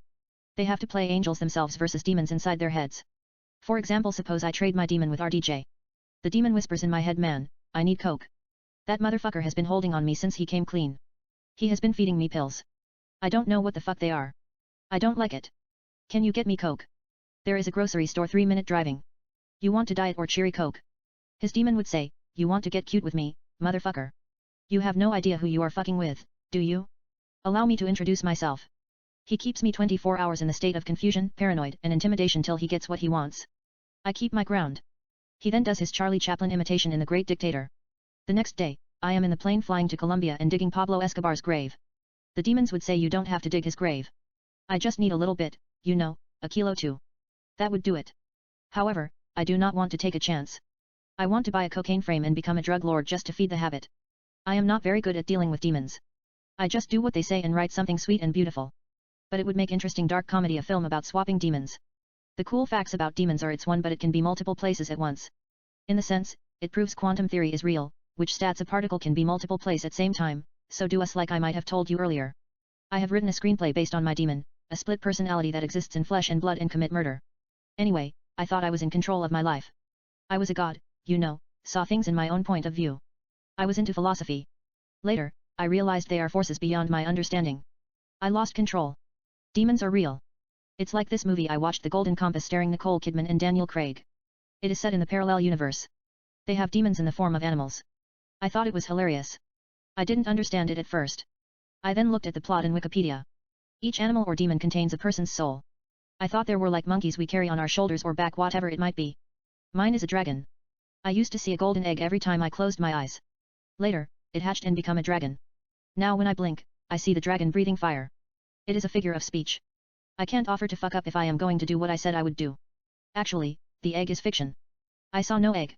It's a Japanese movie that I saw on YouTube when I typed 10 weirdest films. This girl sees an egg. It then hatches, becomes a roster and begins to chase her around like the devil. It's supposed to be horror. But I thought it was funny. It was 10 seconds. I don't know what it was about. Nevertheless, I watched Layer Cake starring Sienna Miller and Daniel Craig. There is a scene in the club where Sienna dances freely while smoking cigarette. I swear I used to see that image every time I closes my eye. I wasn't obsessed with her or anything. I don't even know what the movie is about except Sienna. She is one girl that got away from me when she was on top of her game. I thought she was beautiful, flirtatious, and delicious. I never got a chance to work with her as much as I like her. She is still sensual. I used her for a couple of minor roles here and there, but I would love to take my time, sit and write her something beautiful in a starring role. I owe her big time. She used to be my go-to girl, like Diana West to Woody Allen, Purple Rose of Cairo and Hannah and her sisters. Diana gives Woody dimensions. Yet, Woody wrote Diana West Bullet over Broadway, which she went out to win Oscar. Purple Rose of Cairo is one of my favorite films of all time. I like the idea of the actor coming out the big screen. Maybe Sienna can play a girl who leaves the big screen and wanders around in Hollywood. She get into all kinds of adventure. Let me see. Sienna starts in a movie called Blue Tulip. It's a story about an FBI agent who investigates a serial killer who kills Hollywood actresses and leaves a blue tulip at a crime scene. Sienna tracks him down, shoots and kills him in the movie. In real life, Sienna is killed by a serial killer named Vincent, after she is done filming. He left a blue tulip at her crime scene. The media say life imitating art. She then comes out the big screen and begins to investigate the murder of Sienna, herself. The girl in the screen has no knowledge of the actress's past. They are like twins. She senses it, but she is a character. In the meantime, Sienna falls in love with a man named Chris, LAPD homicide, who is assigned to investigate the case. They question a couple of potential suspects and witnesses. They make love here and there. Sienna tracks down Vincent, shoots and kills him in the end. I'll take my time and build story around it. The idea just came to my head out of blue. However, I am looking for an original idea. I don't know where I am heading. Let me talk about my past a little bit and see where it's going to take me. I need a story that makes audiences awe and stays with them for a while, like Mulholland Drive, Donnie Darko, Pulp Fiction, The Usual Suspect, 12 Monkeys, Vanilla Sky, Memento, and the others starring Nicole Kidman. I will not be happy till I put the top 10 movies in AFI list, even though I am a little bit suspicious about their selection. I don't like to criticize films. You can make argument for Citizen Kane, The Godfather, and Casablanca, but I don't know what Lawrence of Arabia and Schindler's List are doing in the top 10. There is no love scene or anything. Quentin Tarantino would say they are documentaries. To be honest, I cannot really talk about them. I watch Lawrence of Arabia the first 20 minutes and fall asleep. It's a 4 hours movie.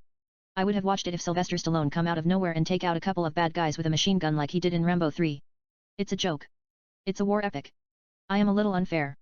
I like the motto "Make love not war." Besides, things have changed since then. The British has all kinds of weapons including nuke. It would make no sense. It's suicide to fuck with them. Wait a second. I think the war was between the Arabs and Turks. However, the Arabs was supported by British. Yet, it is a film. Anything is possible. I will sit and watch it someday. I saw the trailer. Anthony Quinn, who played Atta Abu Tay, said, "I carry 23 great wounds, all got in battle. 75 men have I killed with my own hands in battle. I scatter, I burn my enemies' tents. I take away their flocks and herds. The Turks pay me a golden treasure, yet I am poor. Because I am a river to my people. The voice in my head just told me, why don't you star as Ali? You don't even have to put a uniform, just shirtless, place bullets around you, carry a machine gun and triple the number of Abu Tayyai's kill. It's set in some kind of parallel universe where the past, the present and the future exist side by side. You could sleep with the Princess of England. You'd get few love scenes here and there and take out a couple of Turks riding motorcycle in the desert. On the soundtrack, Steppenwolf Born to be Wild plays. You then change side and sleep with that beautiful Turkish girl whom you fall in love in college or fuck her every position you could think of it and takes out a couple of British and Arab teleporting through thin air and blasting their brains off. You are not taking side. You're just having fun. Later, you get shot in the head. You do not die but experience amnesia like Matt Damon in Bourne Identity. You walk through thin air and find yourself in a parallel universe. You run into Jennifer Lawrence. You fuck her till she stops breathing. Why so fucking serious? People love that kind **T. It is not even a war epic. It's a chick flick. You see what I am dealing with. Don't ask me to explain it. We all go mad a little bit sometime. I don't know who said that. I think it is Norman Bates in Psycho. But I doubt if it's a split personality. He is a different creature. We have demons that keep us at bay whether we love it or hate it. That has to be one of the greatest mystery of life. The little voice in our heads. Sometimes, it comes down what you can do with little control you have. I doubt they are parts of us. It reminds me Mr. Blonde in Reservoir Dogs. Joe asks him, so who's your parole officer? Mr. Blonde says Seymour Scagnetti. In the script, it's Craig Coons. Vic adds fucking asshole, won't let me leave the halfway house. Joe says never ceases to amaze me. Fucking Jungle Bunny goes out there, slits some old woman's throat for 25 cents. Fucking nigger gets Doris Day as a parole officer. But a good fella like you gets stuck with a ball-bustin' prick. Let me be fair. He is not that bad. It's just the manifestation of bad luck. Maybe we have to make the best of a bad situation. That's the only explanation. It is telling me he is like Tyler Durden. I look like you wanna look, I fuck like you wanna fuck, I am smart, capable, and most importantly, I'm free in all the ways that you are not. You can't argue with it. Or perhaps the gods knows what I am capable of doing. They don't like this, the idea of me bringing Lawrence of Arabian. But sometimes, you have to love them. They just give me an idea, the female version of Lawrence of the Arabian starring Jennifer Lawrence. She shares the same last name with Thomas Edward Lawrence. It's weird that I brought Reservoir Dogs. Joe is played by Lawrence Tierney. They should rewrite it for Jennifer Lawrence. She just finished filming The Hunger Game. I haven't seen none of them yet. But I saw few trailers here and there. She shoots arrows as if they were like darts. She is capable of leading a couple of Arabs against the Turks. They might as well add a couple of steamy sex scenes here and there and film it under the title of Queen of the Desert. She falls in love in the middle with an American named Jamal, who is leading Turks. He is half American and half Turkish. He is a warrior. Jamal's army defeats the Arabs led by Jennifer despite the fact her supernatural showing in the battle like Romeo and if Romeo and Juliet that I told earlier. Actually, the Arabs betrayed her like William Wallace in Braveheart. The Turks kill all of them, except Jennifer. She continues to fight them almost to her last breath. Yet, Jamal wants her alive. They take her with them as a prisoner. He treats her like a princess. She has developed a feeling toward him and was in love at sight. They make love a couple of times. He tells her the British are just using the Arab to get the Turks out of their ways, colonize the land and take the oil. They don't give a fuck about their cause. She changes sides, leads the Turks and attack the British. I don't know how the film is going to end. Maybe, they are going to capture her and torture her like Mel Gibson in Braveheart. I don't usually watch war movie Braveheart, Gladiator, and 300. That's all. Maybe we can change history. It's set in a parallel universe hidden from our sight. The Turks led by Jennifer march through the heart of Europe like Genghis Khan and Mongol warriors, go north, cross the English Channel with ships and take over England. That is a joke. Regardless, love makes up for war, except I don't have the heart to read War and Peace by Leo or watch movie based on the novel. When I was a kid, I watched a movie, a bunch of solders falling through the thin ices. It was one of the most disturbing scenes I have ever seen. I only remember that part. I couldn't erase it from my mind. I then found out it was the French invasion of Russia in 1812 and Napoleon's solders crossing of the Berezina. Later, I looked at it in the computer. It's War and Peace starring Audrey Hepburn, Henry Fonda, and Mel Ferrer. They said if Napoleon would have waited a little bit and attempt to invade Russia after things cooled down, the French would have won the war and everybody in Russia would have spoken French, including Mila Kunis. This audio file was created by Panopreader Basic. You can download it at www.panopreader.com. That is a joke. Yet Prince Andrei Bolkonsky played by Mel Ferrer tells his friend, "Know why I'm going to the war? Because I regard Napoleon as a monster? Because I believe we should fight Austria's battles miles away? Because Russia will be a greater nation after the war." His friend asks him then, "Why?" Andrei says, "Because I married the most loving and attractive woman in Moscow, and I can't stand it. I doubt if I could beat that. It reminds me a little bit myself. I see you as my Audrey Hepburn, the most beautiful girls in the world. I am not in war with Russia or France. But I am in war with myself. It is a beautiful war. I am battling it with stories. I feel like I am running away from you. I will explain everything to you later. Anyway, I was talking about AFI Top 10. I might have gotten an idea from a movie I didn't even watch 1/4 of it. The Queen of the Desert starring Jennifer Lawrence. But I doubt it. I might have to stay away from war films if I am going to put top 10 of the greatest films would ever make. Instead, I will write Jennifer something beautiful. She can act like the devil in Jesus Christ's heart. I watched Sliver Lining Playbook. She is amazing. I once saw her in my dream. She meets you in 1 minute. The next minute, she is your best friend. I don't know if she is like that in real life. Maybe she seems joyful. But there is mystery behind that sweet smile. She wouldn't settle for less. I will take my time, figure her out and write something erotic. Yet in the case of Schindler's List, I am sensitive to films based concentration camp. I haven't even watched Life is Beautiful starring Roberto Benigni. I mean, I don't mind watching movies based on just escaping from the camp and cheating death and talking out a couple of Nazi motherfuckers, like Inglourious Bastard. That's about it. Here comes Tyler Durden voice in my head quoting / imitating Joker, don't talk like one of them. You're not. Even if you'd like to be. To them, you're just a freak, like me. Just skip that part and go to the point. Like Morpheus and Neo in Matrix, stop trying to hit me and hit me. You are talking about writing the top 10 best films will ever be made. William Blake said, to see a world in a grain of sand / and a heaven in a wildflower, / hold infinity in the palm of your hand / an eternity in an hour. Scientists are colliding particles almost at the speed of light in attempt to find extra dimensions. Astrophysics talk about all kinds of quantum universes. Why can't you take advantage of that and create stories that stand the test of time?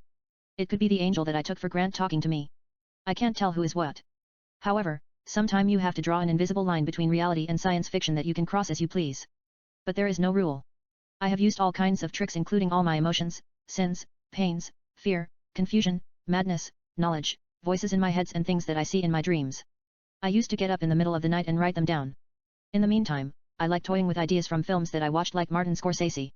He said in a personal journey with Martin Scorsese through American movies, I still consider myself I am a student. But I will continue to look for an original idea.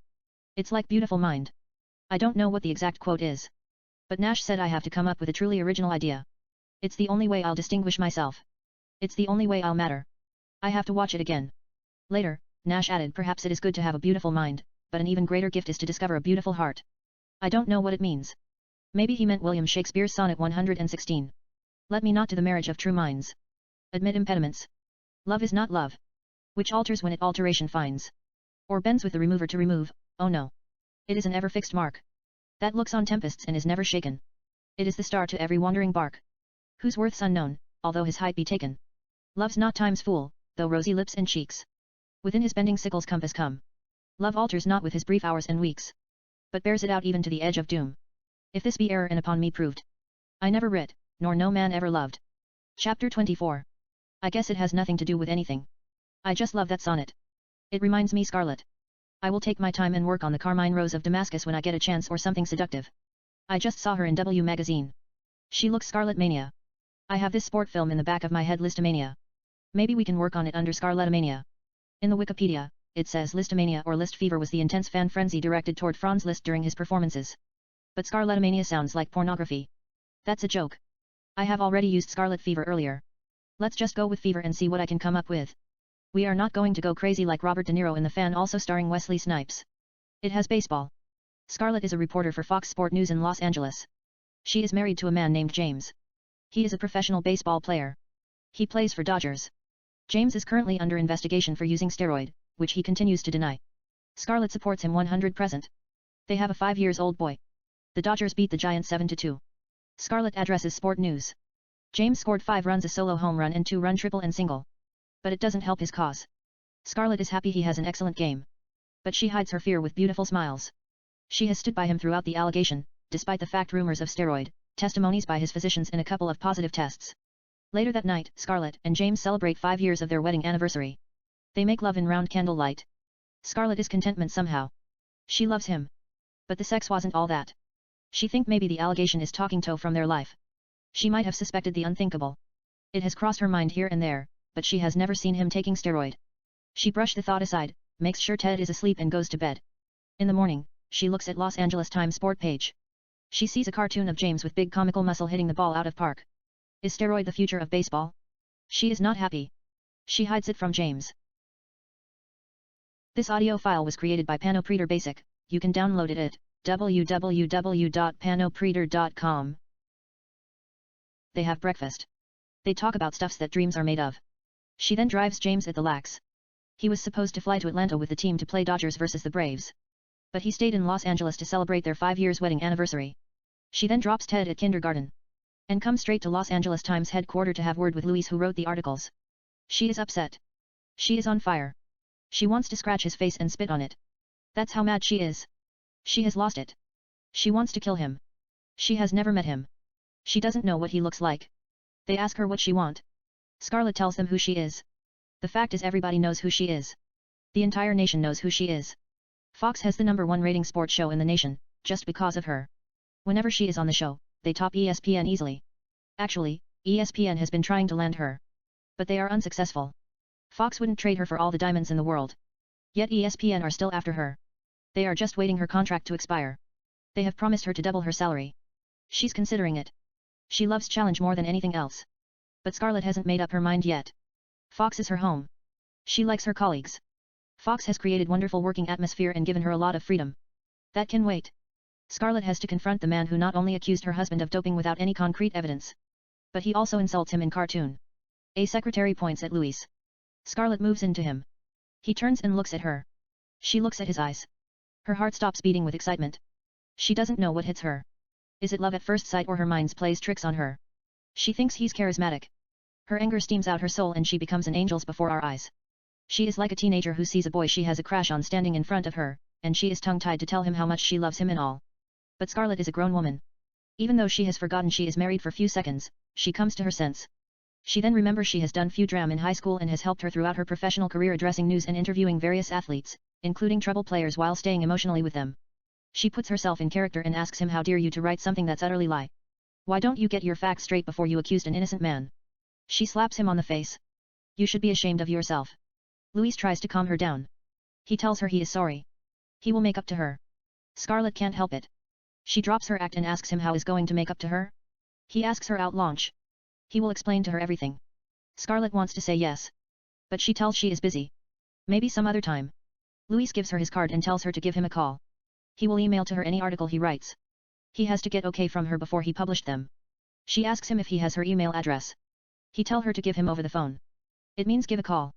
She understands what he is trying to say. She gives him a kiss on the cheek. She says she is sorry. She didn't mean to slap him on the face. It's just an act. Hollywood. He gives a wink. She leaves the building without her heartbeats.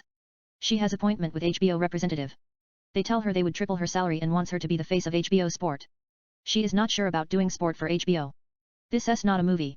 They are athletes who goes out and fight. If they break a leg, that's it. The show is over. Some of them cheat here and there. It's not the end of the world. HBO admit they want what is the best for her. She tells them she would think about it. Scarlett comes to work.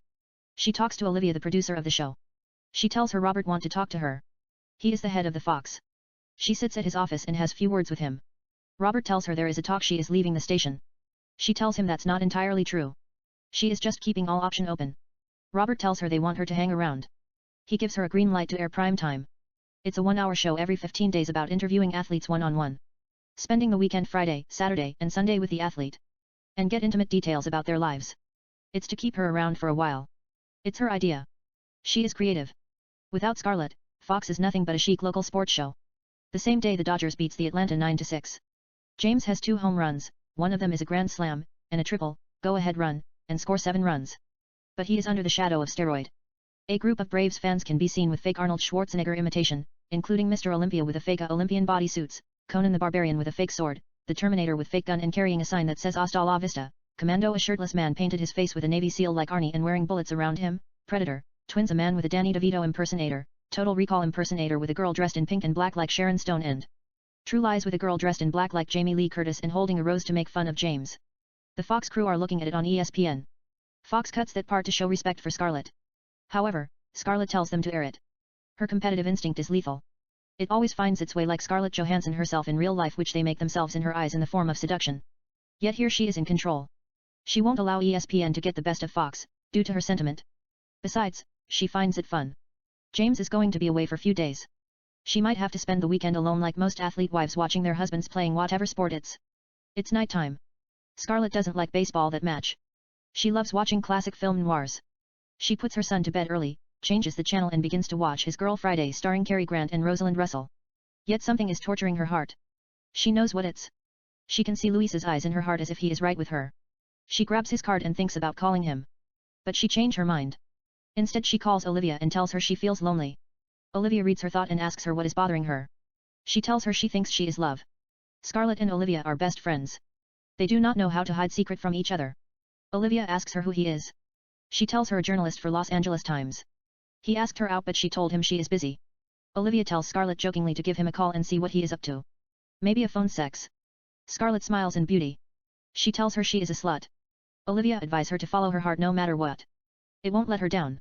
Scarlett says in irony her son and her husband are her #1 priority. Olivia say good night. They hang up.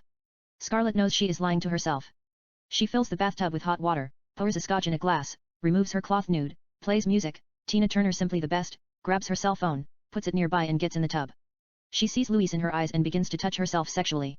She then stops in the middle before she reaches orgasm, grabs her phone and calls Luis. He is at his house with his supermodel girlfriend Julie who looks exactly like Miranda Kerr. They could be twins. Luis is cooking. Julie is at the dinner table looking at the photographs she just did for a fashion magazine. She is only wearing Luis's dress shirt and Victoria's Secret underwear. We see her breasts. Chris's cell phone is on the table. Julie picks it up. Her image appears in Scarlett's phone. Scarlett tells her she dialed the wrong number and hangs it up. Chris asks Julie who it was. She tells him some naked girl in the bathtub. She said she called the wrong number. Julie is into her photos. She didn't suspect anything. She continues to go through them. Chris knows who it's. He grabs the phone, turns off the stove at the kitchen and steps outside. He redials the number. Scarlett hesitates to pick up and lets it ring a couple of times. Yet, she couldn't help it. She asks him who it was. It is Julie. She is his girlfriend. But they are not serious. She reminds him he owns her lunch. He asks her to meet him anywhere. But she says she is kidding. She is married and all. She just wants to hear his voice and asks him to send her his articles before he publishes them. He can see her necked body. She hangs up, gets out the tub nude, sits on the table still wet, opens her laptop and checks her email. He asks her to meet him at Cathedral of Our Lady of the Angels at 12 a.m. on Sunday. Scarlett puts a beautiful soft red-purple dress. It's similar to the dress that she wore to her 2011 Oscar yet more sensual. It shows her skin, leaves her son with Olivia and waits for him at the church. Luis then enters the church, comes and sits next to her. Scarlett tells him she is married. Luis tells her they haven't done anything wrong. She tells him she can feel it in her belly they are about to. He tells her they shouldn't make plans ahead of time. She tells him she is just going to have lunch with him and forget about everything. They come to a romantic restaurant and ordered salad. They barely touch the food. They talk about romance. He tells her humorously he has been dreaming about her day and night. Scarlett tells him she couldn't stop thinking about him. They come to Los Angeles Museum and watch beautiful photo art by Jason. He is Luis's friend. He is amazing artist. He puts photo and pictures together. For example, there is a picture of girl half of her face is photo and the other half is painting. They look breathtaking. Luis introduces her to Jason. They mingle sipping champagne. They then take a walk in the park conversing. She tells Luis she is hungry. They only have salad. It seems premeditated. He tells her why not buy grocery. He will cook for at his place. She thinks it sounds good. They come to a supermarket, buy grocery and a bottle of red wine. They cook together. He puts a beautiful romantic songs. Scarlett can't help it. She excuses herself and goes to the ladies' room. She looks at herself in the mirror and talks to her image. What am I doing? The voice in her head asks her what is your heart telling you? Scarlett removes her underwear. She tells herself that's a start. She then removes her dress and comes to the kitchen nude as if she were telling him let's not keep each other guess. Luis kisses her lips. They kiss more intimately. He puts her on table, gives her oral pleasure. He then removes his cloth nude and enters her. They make love for hours. They sit at the kitchen nude and eat what they cook. Scarlett forgot about Ted. She quickly puts her dress and rushes to Olivia's house to pick up her son. Olivia tells her Ted is missing. Scarlett's heart stops inside her body. Olivia says she's kidding. She just wants to test Scarlett if she knows what she is doing. She doesn't have the answer. Ted is fine. He was playing with Olivia's daughter Marta. He doesn't mind spending more time playing. But Scarlett has to go home and sorts things out. It's getting kind of late. She thinks about what she would have done if she lost Ted who is sitting in the passenger seat. It's a mother instinct. It feeds away as soon as she arrives home. Scarlett still loves James. But he is not really satisfying her carnally. Let me put it in a romantic term. He is not doing her justice sexually. At least, that's her excuse for having an affair. But the truth is she is head over heels in love with Luis. She doesn't know what enters in her heart. It has nothing to do with sex. She is willing to sacrifice her marriage and follow her heart even it stops at any second. It's easier said than done. She can't be selfish, Can she? She couldn't get Luis out of her mind. Love can't be mean. It shows up the worst time possible. Her son just got enrolled into kindergarten. Her husband is having great year. However, he is under investigation of doping. He needs her more than ever. The media is crucifying him. A lot of athletes are admitting for doping. Some of them are getting banned from the game of baseball for live. It's not good. There is also a lot of interest in her. She is without a doubt the most sought journalist in the world. She is a star. But if they find out Scarlett is involved with a journalist, they would put her on the cover of OK and Us magazines. Yet Scarlett forgets about all of them. She removes her cloth, plays music, and takes a hot bath. Scarlett closes her eyes and takes a deep breath with love as if her soul drops in her belly and turns into butterfly and her chest opened and her heart fly away like blue jay. She can't describe the feeling. It's beautiful, sad, seductive, and above all delicious. All of the sudden reality hits her. The phone is ringing. This audio file was created by Panopreader Basic. You can download it at www.panopreader.com. She looks at her cell phone who is calling. It's James. The butterfly in her belly turns into a wasp and buzzes in her stomach like a bad whiskey in empty stomach. He tells her he loves her. She tells him she loves him too and hangs up the phone. It troubles her mind. She then sees Luis's face. The clouds goes away. She falls asleep in the bathtub. The Dodgers are in East Coast trip. They swept the Sirius vs Atlanta. They are playing the Marlin in Florida. They will then play the Mets in New York City. The schedule is in Scarlett's favor. She has to take advantage of it. She drops Ted at school, address sport news, which John has amazing outing in 10-4 win against the Marlins. Scarlett doesn't care less. She meets John at the church. They go straight to a motel and have sex. It's not really physical. There are a lot of intimate kisses. They sit in the bathtub and sleeps on his chest. She almost forget about Ted again. She quickly gets up, gets out of the tub, puts her cloth while she is still wet, and gives Luis her underwear to keep it. Scarlett then flies in the streets of Los Angeles to pick up Ted. She arrives late. But she comes up a good excuse, Los Angeles traffic.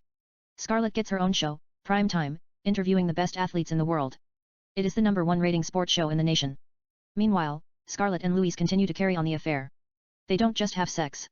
They also spend quality times, going to museum, taking walk in the park, watching films, reading poetry and other things. But Scarlett enjoys the sex above everything. She doesn't want to waste her time. She has a busy schedule. She loves to do her own research about the athletes that she interview one-on-one. That's why she is one of the best. James continue to have amazing game. Dodgers beat New York Mets. They beat the Cubs. He terrorized East Cast. James comes home in the morning and gives her a soft kiss on the lips while she is sleeping. Scarlett opens her eyes and pretends she has missed him. They make love. She is a good actress. She puts on one of the best performances of her life. But James senses she is not with him emotionally. Could it be his fault? He wants to tell her what it's bothering him. But he changes his mind. Scarlett can read his mind but choose to say nothing. Then Fox drops the bomb. They trade her to ESPN in a blockbuster deal before her contract expired as if she was a professional athlete herself. Luckily, they trade the complete package. ESPN also buys the show. Olivia is part of the deal as well. There is no bad feeling. Scarlett has always wanted to work for ESPN. But Fox made her star. She thought it was her home. She had even slept there while working 24 hours. She had a living room inside Fox building where she conducted her researches, took shower, cooked and stayed overnight. Her hard work led to a couple of Emmy. Scarlett might have seen the change coming. She is not shocked at all. She takes the challenge with open heart. ESPN makes her feel home right away by creating a friendly atmosphere. ESPN tops all the rating. Yet doping allegation wouldn't go away. It even got worse after the deal. Regardless, Scarlett continues to see Luis. They talk the sex to the next level by spicing it with S&M and erotic games. Scarlett would say, "What do you have in mind by erotic games?" But she knows what exactly I am talking about. I am buying time. I'm creating the story as I go. However, let's keep it rated R. In the other hand, John had it with allegation. He tells Scarlett he wants to come clean on her sports show. She is not shocked. She has suspected he was doping. But she tells it's a bad idea. Los Angeles Dodgers are having one of the best senses in the franchise history. They are already talking about him deserving MVP award. Playoff is right around the corner. They are the favorite to win it all, 3-1. If James admits using steroid, he will be banned from the game for life, which might ruin the affair. Scarlett once told Olivia, when everybody is happy, you could get away with a lot of things. But James is not happy. Medias have destroyed him with allegation. Now his conscience gets in the way. He cheats the game. He cheats his fan. He cheats son. He cheats his wife. He can't live with himself anymore. He must tell the truth. Yet Scarlett advises him to wait for a while. Nobody is perfect. Athletes do whatever it takes to win the game. It's not a big deal. He doesn't care about the game anymore. He has a beautiful wife and a wonderful son. That's all he cares about. He already told his agent he is doing the interview. Scarlett feels defeated. There is a few tricks in her bag. She tells him not to admit to question regarding to doping. He might have taken sport medicines which he thought harmless without the knowledge. He didn't know they contain steroid. Luckily, Ted happens to get up in the middle of the night and comes to the bedroom. James changes his mind about coming clear. But he still wants to tell the fans some sort of disclosure. It is one of the most anticipated interviews of all time. A wife asking her husband if he is doping. Yet Scarlett plays it cool. She doesn't ask him directly. She also did research and trained him what to say and even to lie a little bit. They are some sport nutrition and vitamins that contain some sort of steroid. He took them thinking they were harmless, which comes positive during testing. Most of the time, she asks about how much he loved the game and if he is a role model to his son Ted, which he says the game is his life. Someday his son would follow his father's footstep and change the game of baseball forever. Nothing makes him happier than playing catch with his son. And his wife Scarlett is his heart and soul. He is nothing without her. The show is the talk of the nation. Yet critics know Scarlett didn't ask him serious questions. She was covering for him. She can leave with that. But she can't leave without Louis. She is addicted to him. After the show, she drives to his house. She has the key and finds Louis with a model named Rachel in the kitchen. She lost it. Scarlett throws the key at him, curses and leaves the house. Louis stops her. He tells her he is sorry. Louis thought she ended the relationship. He hasn't seen her for a while. She tells him, because she was busy. All of a sudden, James wanted to come out clean on her show. She didn't want him to admit. She spent day and night doing research like a college student, which drugs are acceptable. And mistakenly appear positive. It wasn't because she hasn't thought about him. She is in love with him. They kiss passionately and make love on the hood of her car. Yet Scarlett tells him maybe they should take time off and do some soul searching. The Dodgers are in the playoff. They are untouchable. They easily advance to World Series vs. New York Yankees. The Dodgers spilled the first two games in Los Angeles 1-1. Yankees jump on 3-1 lead by winning Game 3 and Game 4 in New York City. The Dodgers win Game 5 in New York City and then tie series at 3-3 by beating the Yankees 8-6 at the Dodgers Stadium in Los Angeles.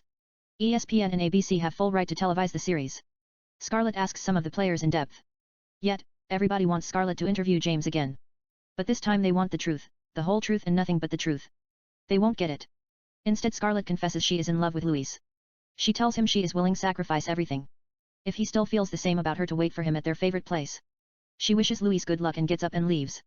John didn't see it coming. Regardless, he has 2 home runs and a triple in soccer 7 runs 10-8 in Game 7 victory versus Yankees. He wins MVP. Scarlett misses the game. She finds Louis at the church. They kiss intimately. The end. Kate, that's not bad. Adrian, it's similar to unfaithful. Let me collect my thoughts. I am going through emotions. I don't want you to get involved for sentimental reasons for a little while. I am sort of in dark places. I'll just grab few ideas and returns to you as soon as possible. Instead, let's talk about Brie Larson and Don John a little bit and continue where I left off. I mean it's fucked up what Joseph did to Brie. He could have made her talk like those crazy Italian-American girls whom you see in Goodfellas and some of Martin Scorsese's films. I would explain to you why I kept you silent for the most part. But let me go back to Brie Larson. She always puts herself in weird movies. I mean I only saw her in The Gambler and liked her right away. Don John doesn't count, does it? I didn't even know it was her till few minutes ago. Suppose, she dyes her hair black. She can be smoking hot if she want to. She can plays a girl who fakes her death and becomes an assassin. Let me see. Brie fakes her death. Her boyfriend kills those whom he thought might have killed her. She returns in the middle of the movie. He finds out she owns a couple of gangsters and drug dealers' money that he killed. Beer puts their profiles in files and places the files where he can see them. He goes through her stuff and finds their pictures, addresses, and names and takes them out one by one. I don't know what the story is about. I am creating the story as I go. Maybe, she plays an investigative journalist who uses her instinct as a means of achieving success and to get what she wants while living out her fantasy to the fullest, getting high, drinking, dancing, doing drugs, gambling and all. She intimidates people, who involve in criminal activities, by telling them she will expose them if they don't pay her till she runs out of luck and ends up owning a lot of money to cutthroat drug dealers and mobs. Knowing her boyfriend is a hothead like Clarence in True Romance, Beer tricked him into killing the bad guys. She then returns from the dead and tells him she's in love with him and did what she had to. It's her or the bad guys. He forgives her. They make love. Yet, she still owns a lot of money to a gangster named Vincent. Clarence could not kill him. They did heist together in Tokyo when they were young. They were friends but had fallout. Clarence respects him. Yet, Vincent is one of the most notorious gangsters in the world. He kills people just to see the expression of their faces change. He comes to power after running cocaine for a drug lord named Yvonne. FBI decided to use him as informant like in The Departed. They got rid of Yvonne and put Vincent in charge as a puppet. Actually, it's run by FBI. Beer finds it out and seduces Clarence, who is LAPD SWAT, to kill him instead of exposing him. Clarence got his SWAT team and massacre Vincent's goons. Clarence kills Vincent. He is not a good guy either. Clarence and Swat steal Vincent's money and divide it among each other like training day, which I mentioned a couple of times. However, there is a twist. Beer is FBI undercover. She has been working on the case for a while to expose Clarence and Swat, who has terrorized the city of Los Angeles, killing drug dealers, gangsters, and mobs and stealing their money. FBI assigned Beer to go undercover as investigative reporter. She seduced Clarence and got his trust. They danced in the club and made love here and there. They then got married or stayed boyfriend and girlfriend. It doesn't matter. Bree was in too deep. She couldn't bring herself into turning Clarence to FBI. She was in love with him. Instead she decided to quit. She burned all the evidence. Yet, Clarence finds out she is FBI. He comes to kill her. Beer shoots and kills him in self-defense. FBI arrested the rest of the SWAT, or we can have fun like LA Confidential, when the bad guys came after Bud White and Ed Exley, who were trapped in the motel, toward the ending. Yet, Beer is alone. They all come to kill her. She shoots and killed all of them in breathtaking action sequences. She gets back with FBI. They assign her on a desk job as an assistant director of FBI. Beer puts a rose on Clarence's grave. Beer has always loved him. We cut to as she walks in the beach. She is pregnant with his baby. The end. I don't know what it's about. She started out as a report and then became a temptress. Not only does she fake her death, but also seduces her boyfriend into killing drug dealers and gangsters whom she owns money. She then turns out to be FBI. I might look at it. But Beer likes to keep it real. I can see her playing Susan in the remake of Citizen Kane next to Leonardo DiCaprio. Yet, she can sing better than the birds in the skies. You know, if they decided to remake it. Instead of an opera singer, they can make her a cabaret. Just get rid of the entire opera scenes. She is best performance artist in the city of Chicago. Leo builds her a Broadway and makes her a star till she breaks his heart. She goes out and has an affair with a French man. He hired a private detective and has her photographed. She is caught in the act. Leo kills the man with whom she had affair with. He hit him on the head with an ice globe and said, "I am Charlie's foster Kane. How dare you slept with my wife?" I am kidding. I am thinking about Unfaithful, starring Richard Gere, who also starred in Chicago in An Officer and a Gentleman. Beer reminds me a little bit Deborah Winger in An Officer and a Gentleman. She is capable of playing all kinds of demanding roles. She could be the girl next door 1 minute. Then she can put makeup here and there, put lipstick, dyed her hair various color and transform herself into Aphrodite like Bette Davis in Now Voyager. It's weird. I had Beer played Chris's girlfriend in Betty before she leaves him due to Emma. Sometimes, I don't know what is wrong with me. I am supposed to leave Beer in the wind without a care in the world, but I see potential and get sucked into it. Anyway, let me go back to Emma, a candle that burns at both sides of the end. She still owns me in original movie.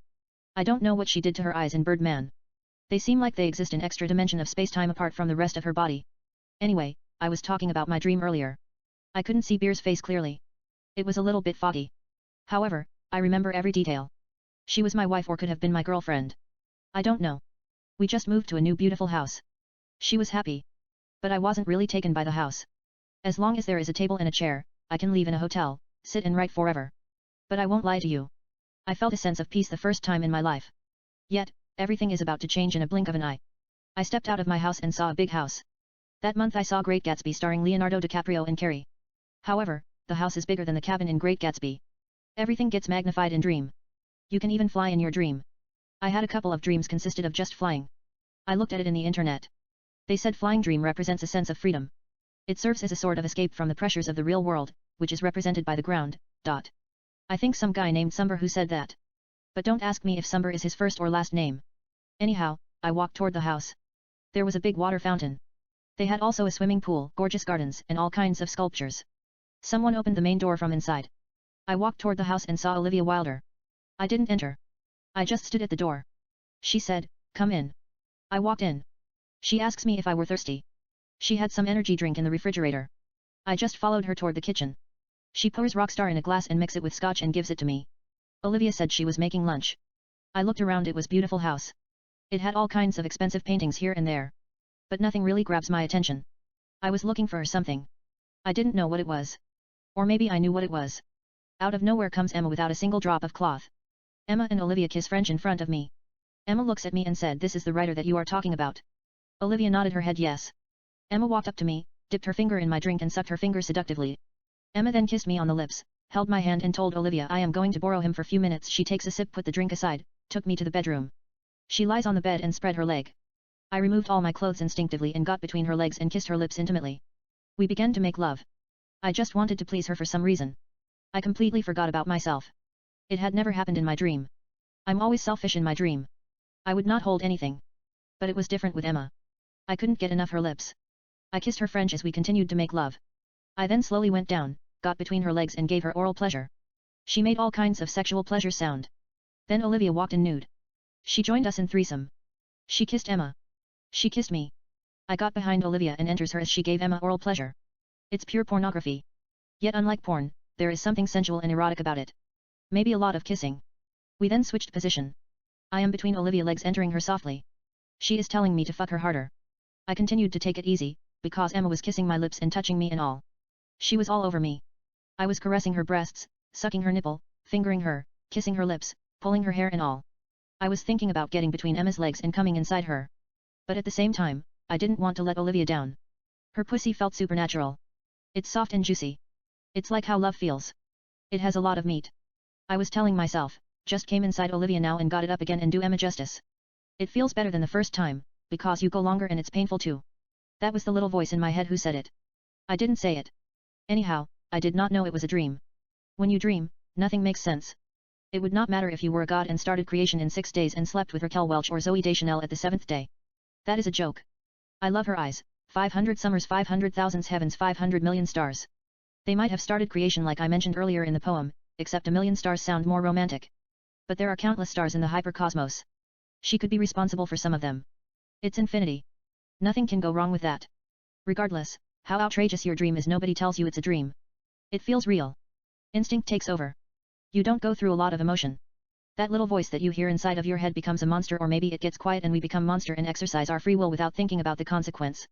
I kisses Olivia and came inside of her. I then waked up in the middle of the night. I remember I was telling myself fuck.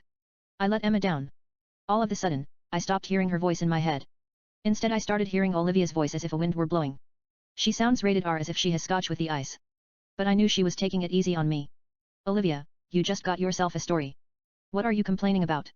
Adrian, I am not complaining. Emma was my muse. But I had never taken her seriously, which allowed me to do anything I please. I was kind of using her to avoid the dark forces that are keeping me guessed but luring me into erotic world in order to come to terms with my fear and desire. But I won't lie to you.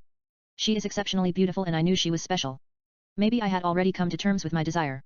I wrote one of the most erotic screenplays ever written titled Lotus Rogue starring Emma after I saw her in the cover of Vogue. It's a story about a convict Louis who comes out of carbon freezing after 100 years to take part in an experiment on dreams.